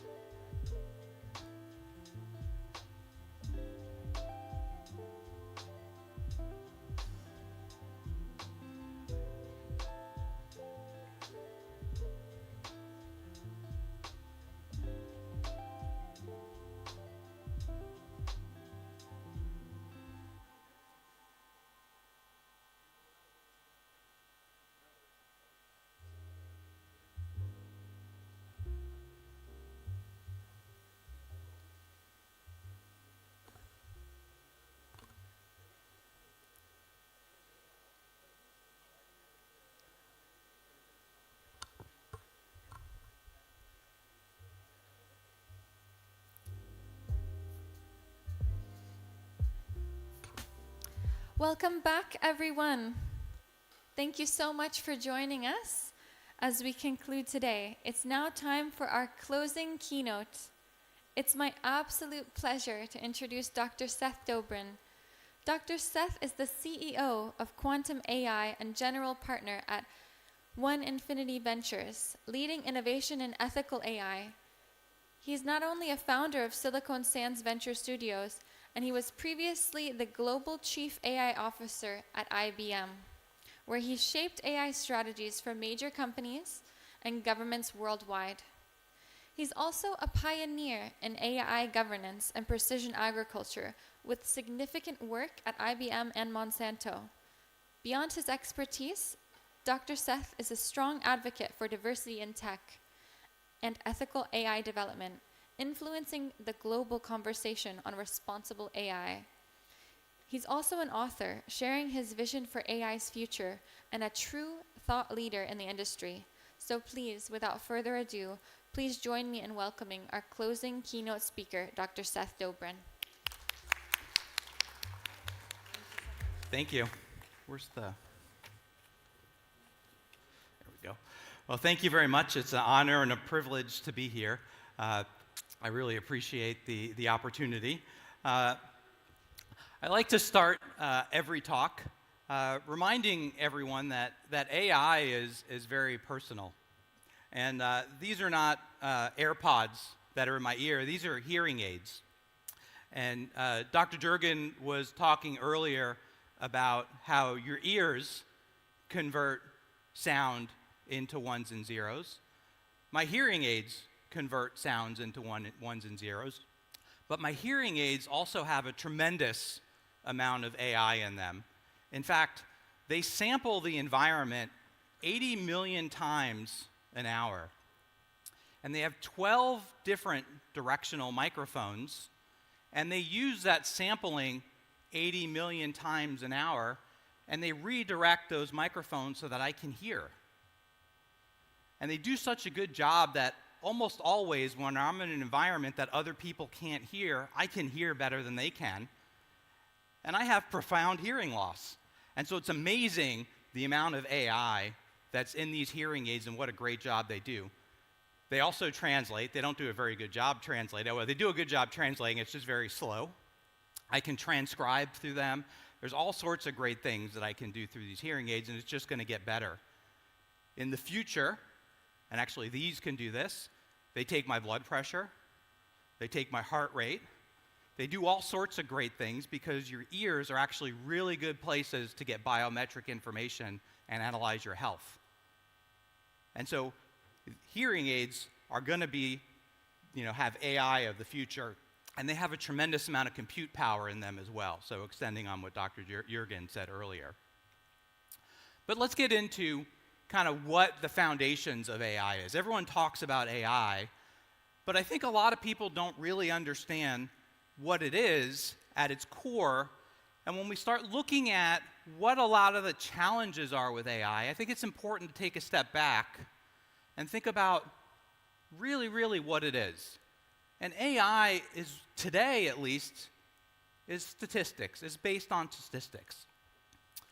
And if you, sorry, forgot to click the slides. And so statistics is probabilistic, and statistics has been around forever. And when we think about something that's probabilistic, it means there's an 80% chance something will happen, there's a 20% chance something won't happen. And humans have a really hard time comprehending this for some reason. There's an 80% chance something's going to happen, it's just going to happen. But when you have a lot of 99% chances something's going to happen, you get a lot of them in a row, that means there's actually a really good chance it's not going to happen. And when you have complex decisions, that's really what it comes down to, is you reduce the likelihood that it's going to happen. Now, machine learning, the type of AI that's been going on, that's been going on for a while, machine learning is actually a subset of statistics. In fact, machine learning that we've been using for a while is the same exact algorithms that we've been using for statistics for decades. The only difference is that starting around 2011, 2012, when we made the shift to cloud and compute got cheaper, we were able to take these statistical algorithms, these static algorithms, and we were able to retrain them over and over again in a more dynamic way. And so these statistical algorithms, we are now able to have the machine use the data to learn over time. And the good thing about those old machine learning models is that they're fairly explainable. So we understand how they come to decisions. And so when you hear black box AI, machine learning models, so these more traditional models that are based on statistics, that's not what we mean. We can understand, we know, we can explain how they come to decisions. When we start getting into the next iteration of AI, this is where we start getting into deep learning models. And these are a lot of the things that Dr. Juergen described today. These are the new types of AI. These are net new algorithms. These are black box AI. We don't really understand how these work. These are neural networks and other things like that. And even when people talk about we can explain these models, a lot of times we use other types of AI that we don't understand how they work to explain AI that we don't understand how it works. So I'm not sure that really counts as being able to explain it. And so we need to start thinking about kind of how we are going, what our definition of explaining AI is. And now we have these things called pre-trained AI. And so we'll get into that in a second. And so these pre-trained AI systems are deep learning models that we're just pre-training, putting data in, and giving them some context and training them on data. Now, when we start looking at these pre-trained AI systems, this is where the rest of the world that are not in the AI field started getting more familiar with AI back in November of 2022. And so we have these pre-trained models. We talk about them as foundation models. So there's lots of different types of foundation models. Now, when you think about ChatGPT, which is what most of us know, that's a generative AI system. That's a type of foundation model. There's lots of other types of foundation models because any pre-trained deep learning model is a foundation model.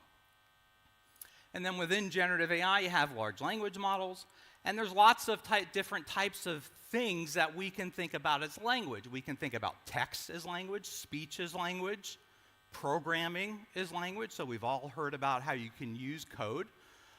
Other application, even time series. So over time, you can think about that as a language. Genetics is a language. Chemistry is a language. There's tons of things that you can think of as a language. And so large language models can do lots of different things that we can apply this transformer architecture to.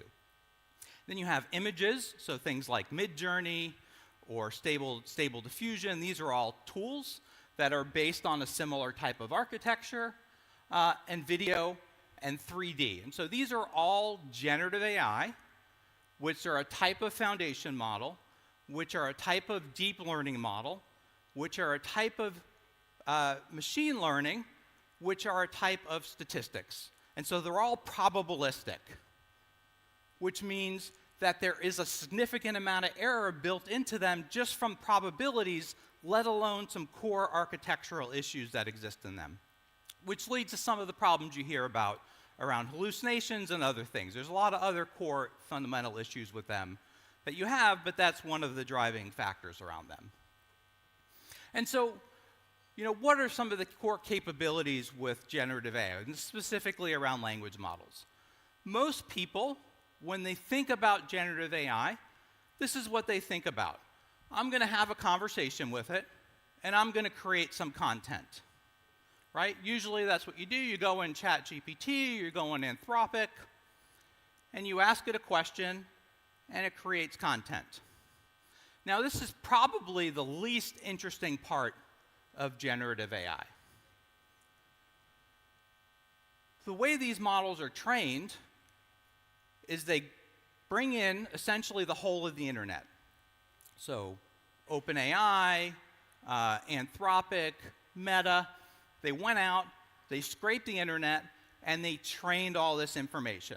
Essentially, what they did is they went and they did content discovery. everyone has all these massive SharePoints, OneDrives, Google Drives that has all this stuff in there. I've had a Google Drive forever. I have no idea what's in there. I can't find stuff on there, right? I now have a generative AI system on my computer. I can go in there and I can find anything. I can ask questions about it and get information, knowledge about all of the information I've ever had because of generative AI. So you can now have knowledge about your company's SharePoint. You can now have knowledge about your personal Google Drive or your company Google Drive. So that's a really interesting and valuable use of generative AI that most people don't think about. The other are things like simulation. And so you can use this technology to actually do simulation. And in fact, if you go back to COVID, we were using this technology during COVID. And so there was a lot of work, and we were doing some of this at IBM even, with some of the pharmaceutical companies. How do we understand the COVID virus and convert some of that understanding into drugs that we could use to treat the virus or to help them develop vaccines? And so how do we simulate interactions with the virus, either through chemistry or through genetics? And so this was 4 years ago, or 5 years ago where we were doing this. And so think about all the different types of simulations you could do. There was a quote-unquote great simulation where someone was using generative AI, and he was a professor, and he was using generative AI to generate chemicals that you could use to do good things.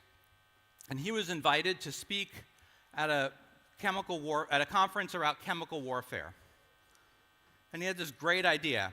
He's like, I'm going to see, can I create chemicals with this program that are chemical warfare agents? And he said to his grad student, he said, I want you to change a 1 to a 0. I want you to change this program. Change a 1 to a 0, which basically means it has no toxicity to being completely toxic. They went home, they came back the next day, they discovered something like 6,000 chemicals that no human would ever think about. 2,000 of them were more toxic than sarin gas, which is the most toxic chemical known to man. Overnight. So, some not good uses either, but think of all the good you could do with that. And so you put all these things together, now you can have a great conversation and get great content back about some really good things that you can do with all this information. And we do this today. We don't even think about it or know it, but this is what we do with generative AI today in our workplace and at our home. And over the course of the next 30 minutes or so, we're going to talk about how you can put this to work and what some of the risks are with this as well. And so before I do this, though, I want to take a step back.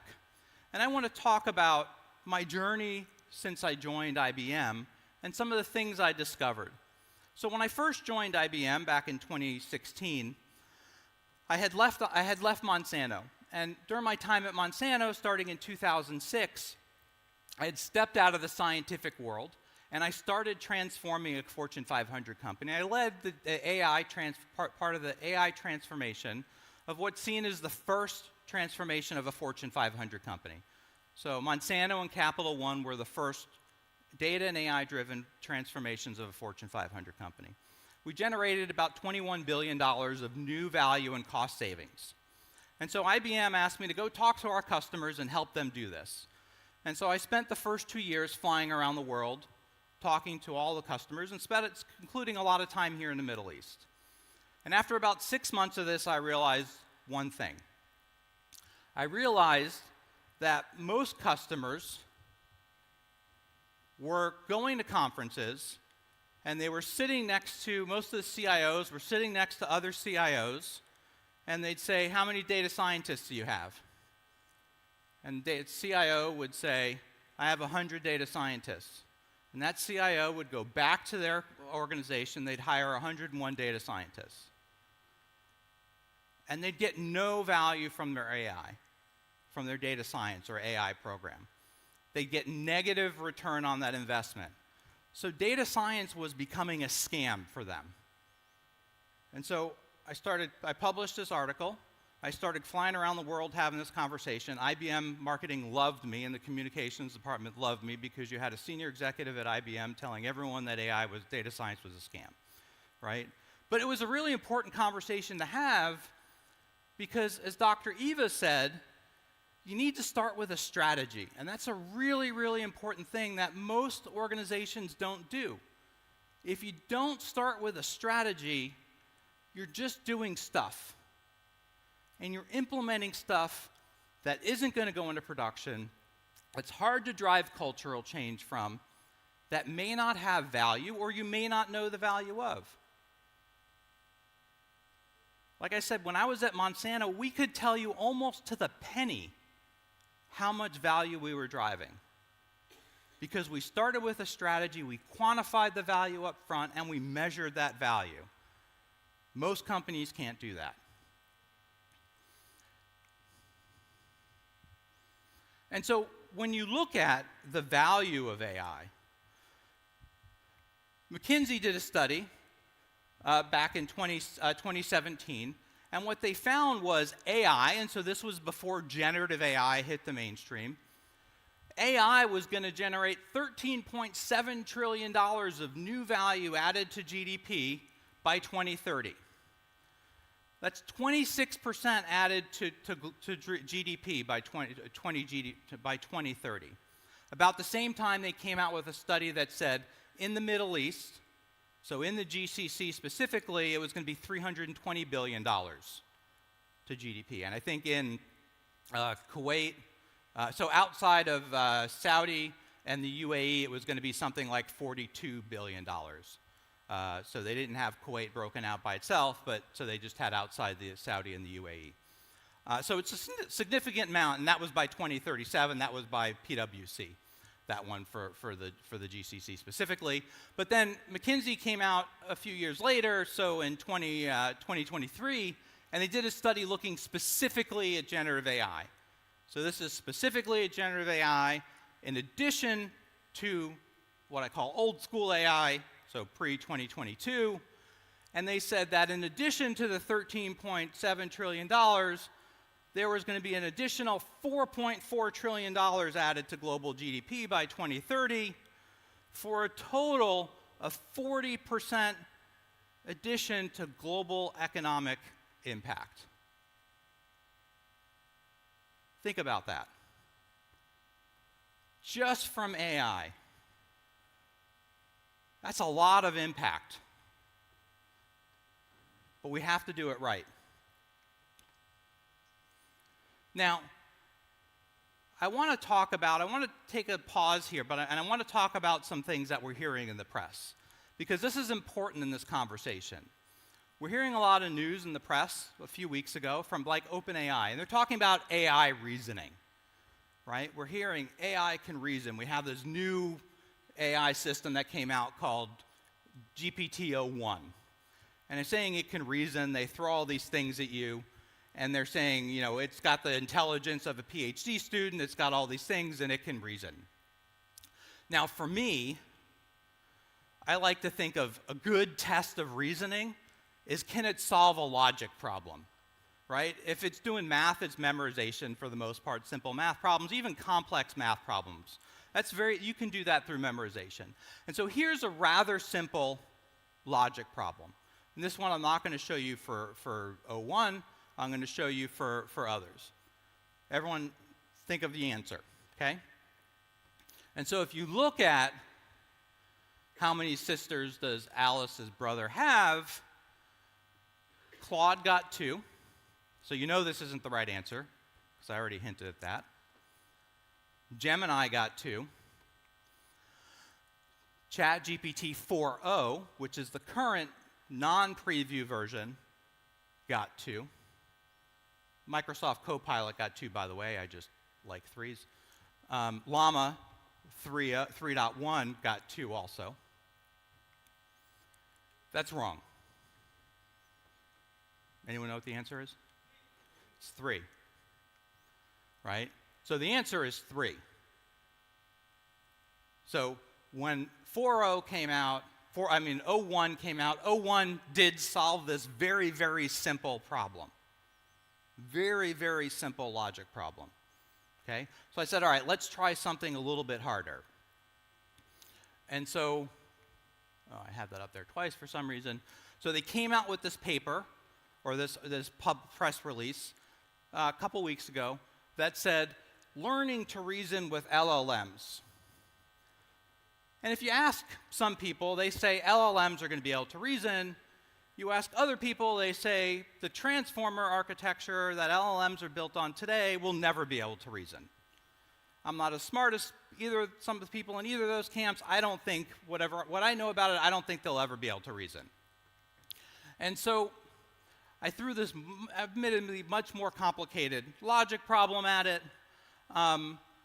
And you don't need to read the whole thing, but I'll leave it up there if you want to, because there's another page to it. And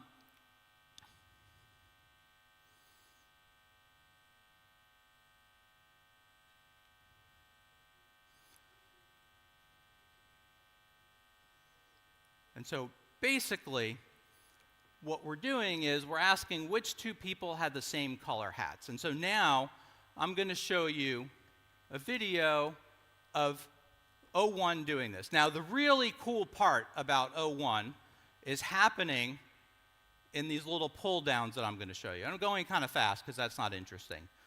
And so what's really interesting is going to come up here in a second is here, this is where it's thinking, right? And I'm going to click that down. And the very cool part about this is the death of prompt engineering. It is actually learning how to create prompts. Can't quite do a really good job yet, but it's starting to create prompts. And so it's going through here and it's telling you how it's trying to solve this logic problem. So it's explaining what it's doing, which is very interesting.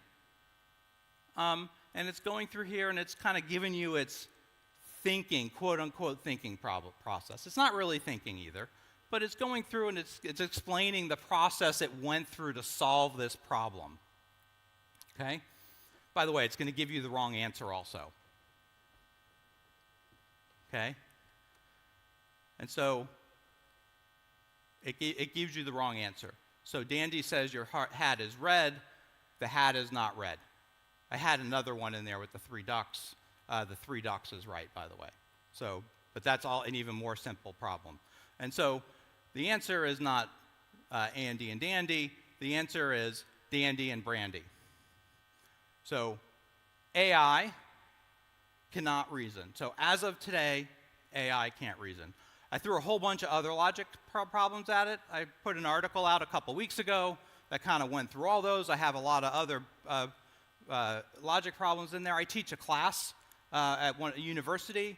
I asked some of my master's students to go at it.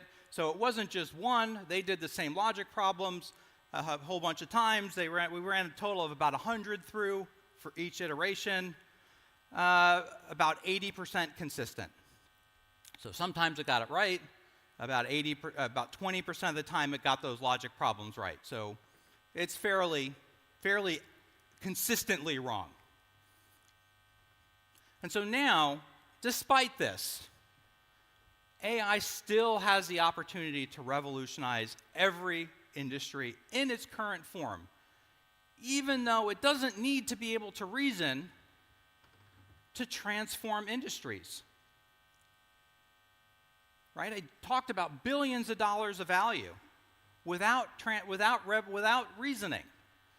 If you look across different industries, these are cross-industry use cases. We're at a cybersecurity conference. One of the first use cases that I worked on with generative AI was a cybersecurity use case. And it's something very simple that no cybersecurity person wants to work on. It was a bank, and one of the CISO at the bank, we were talking to him, and he says, You know, my people really get annoyed when our employees get phishing emails. And these idiots click on the phishing emails. And then we waste our time having to figure out, did they go through and give their passwords and do all these things? And then we have to spend time not only helping them reset their passwords because they can't go and look up the document on how to reset their password if they don't know how to do it on their own. But then we also have to go out and figure out who else clicked on this phishing email. And so using generative AI, they actually are able to, now the employees just report it in Slack, which is what they were doing anyway. And now there's a Slack, a generative AI, it's all completely done through Slack, through generative AI, right? So the employees go in, generative AI, did you click on the email? Yes or no? Did you put your password in? Yes or no? Here's how you reset your password. Do you want to do it now? They do it in Slack. And while this is all going on, they go out, it's connected to their ServiceNow environment. ServiceNow goes out and see who else opened that email, who else clicked on the phishing email, locks out their password if they clicked on the phishing email, and sends them a note to reset their password. And so they're expensive and scarce cybersecurity professionals are no longer wasting their time fixing phishing emails. It saves them $1 million a quarter, and it's a small bank. And that was while they were building their strategy. So they didn't have a strategy. They said, this is just a good place to start. You should, even if you don't have a strategy yet, it's always good to get started, but while you're building your strategy. There's lots of other things you can do. There's content discovery, there's ESG, so supply chain and sourcing. Across every industry, there are tons of applications. And so when we think about the types of paradigm shift that you can do in terms of how you run your business and how you operationalize things, how you can completely transform things like your supply chain, how you completely transform how you run your business as a whole when you start applying AI, and the value you can create and the amount of money you can take out of the way you operate your business. Supply chains and manufacturing, when you think about that, so if you have a supply chain heavy business or a manufacturing heavy business, most companies that have supply chain and manufacturing heavy business, that usually takes up 70 to 90% of your revenue.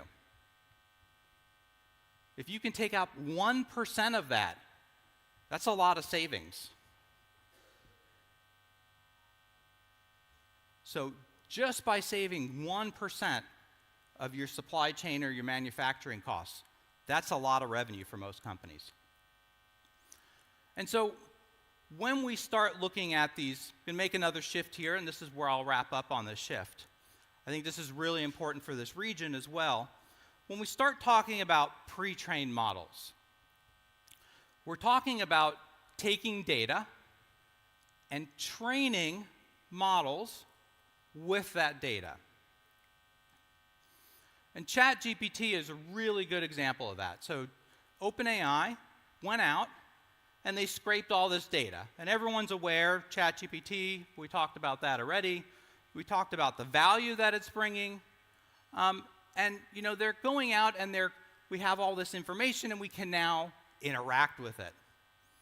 Now, when they went out and they took all this data, the way these generative AI systems are being built, and if you look at who's building them, primarily these models are being developed by two populations. They're being developed by a bunch of white dudes in the West, and they're being developed by a bunch of Chinese dudes in Beijing. And even in the UAE, where you have TII developing some, it's a bunch of white dudes from the West and a bunch of Chinese dudes from Beijing. And you have a few Indian dudes thrown in there. So you have very limited cultural perspectives building these models. On top of that, if you look at the data, so remember I said earlier, these models were trained by scraping the internet. This graph represents access to the internet. Access to the internet directly directly correlated to the amount of data that's on the internet. And so this, if you think about this, this represents the cultural and linguistic perspectives that are trained into these models. And so if you're pre-training these models, you're pre-training them with an extreme bias of cultural and linguistic perspectives that leave out entire swaths of the globe. And entire swaths of the globe that represents huge populations. India is the most populous part of the country in the world, and it's got one of the lowest accesses to the internet. It also has one of the highest number of languages and language dialects. And you have such a transformative technology that's going to add $17 trillion of value to global GDP, and yet we're missing data, we're missing cultural and linguistic perspectives that's being trained into these models. And so now if these cultures and these perspectives want to leverage these models, they're having these two perspectives inflicted on them.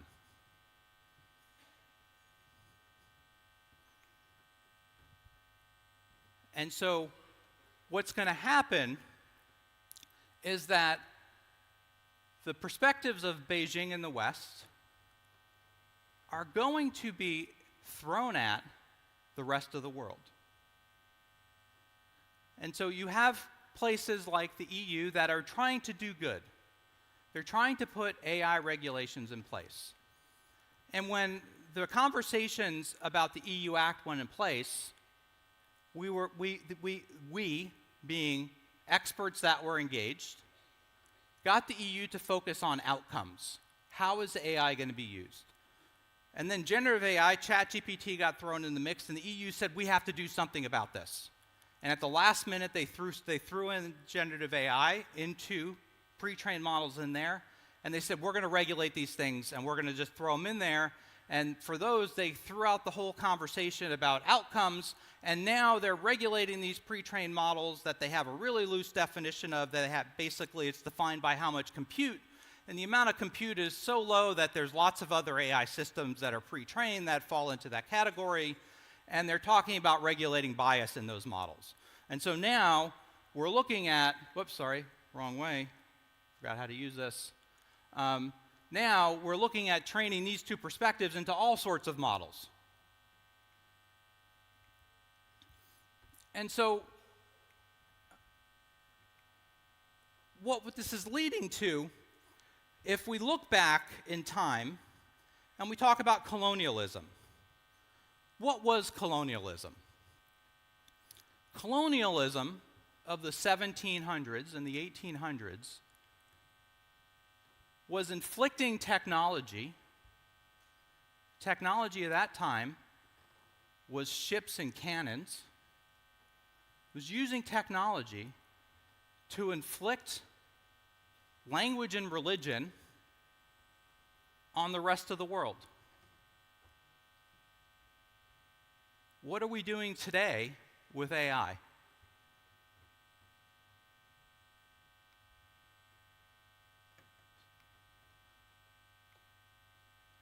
Today with AI, we're doing the same thing. We're using technology to inflict two perspectives on the rest of the world. Now, there's some really good things we can do with AI. Sorry, I meant to go back. There's some really good things we can do with AI. But we need to take a step back, and we need to start thinking about how are we going to control this last piece. This is really important, especially in a place like the GCC. The GCC is fortunate. There's a lot of money here. You can do something here, and I know we're starting to do something here, but a big part of that is getting your own talent skilled. If you just import people that look like me, that's not solving the problem. And so, with that, what can we do? Right? We need to do these, so as policymakers, there's some very distinct things you can do, right? Prioritize equity. Educate. Education is a really, really important piece of this. We need to make sure that we minimize that market concentration. That's part of why my partners and I started that fund. That fund, that One Infinity Ventures, is really focused on, it's a global fund, and it's really focused on, it's a global fund focused on building capacity in global markets. The startup studio associated with it is called Silicon Sands because we're setting up studios in the Middle East. We need to protect privacy. That's a really important part. Enterprise leaders. Enterprise leaders don't realize how much power they have with startups and in this space. If enterprise leaders go to startups and go to companies like OpenAI, and you say, we are not going to buy your technology unless, you are their customers. You need to start saying unless. And then finally, investors, you're the ones that are funding these things. You need to put requirements on the companies that you're putting money into. And the requirements need to be more than just how much money you're going to make me. The requirements need to be also how are you going to protect society in the long run, because ultimately that will lead to more returns for you and your investors. And so with that, I want to thank you for your time. I appreciate the opportunity and really appreciate you all being here.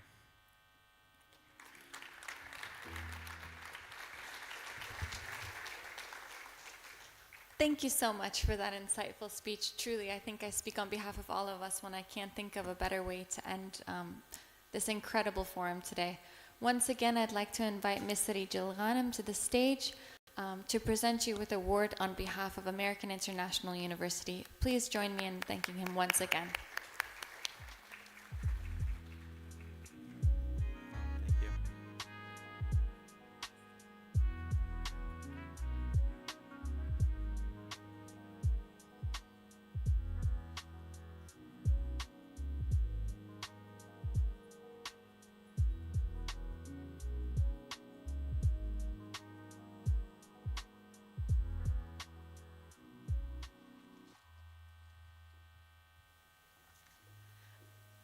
As we wrap up the AI and Cybersecurity GCC Forum and the second iteration of this, I'm honored to join you at this pivotal gathering, and it's absolutely an honor to have these incredible speakers with us today. So I would now invite everyone to please join us for a lunch in the gathering area.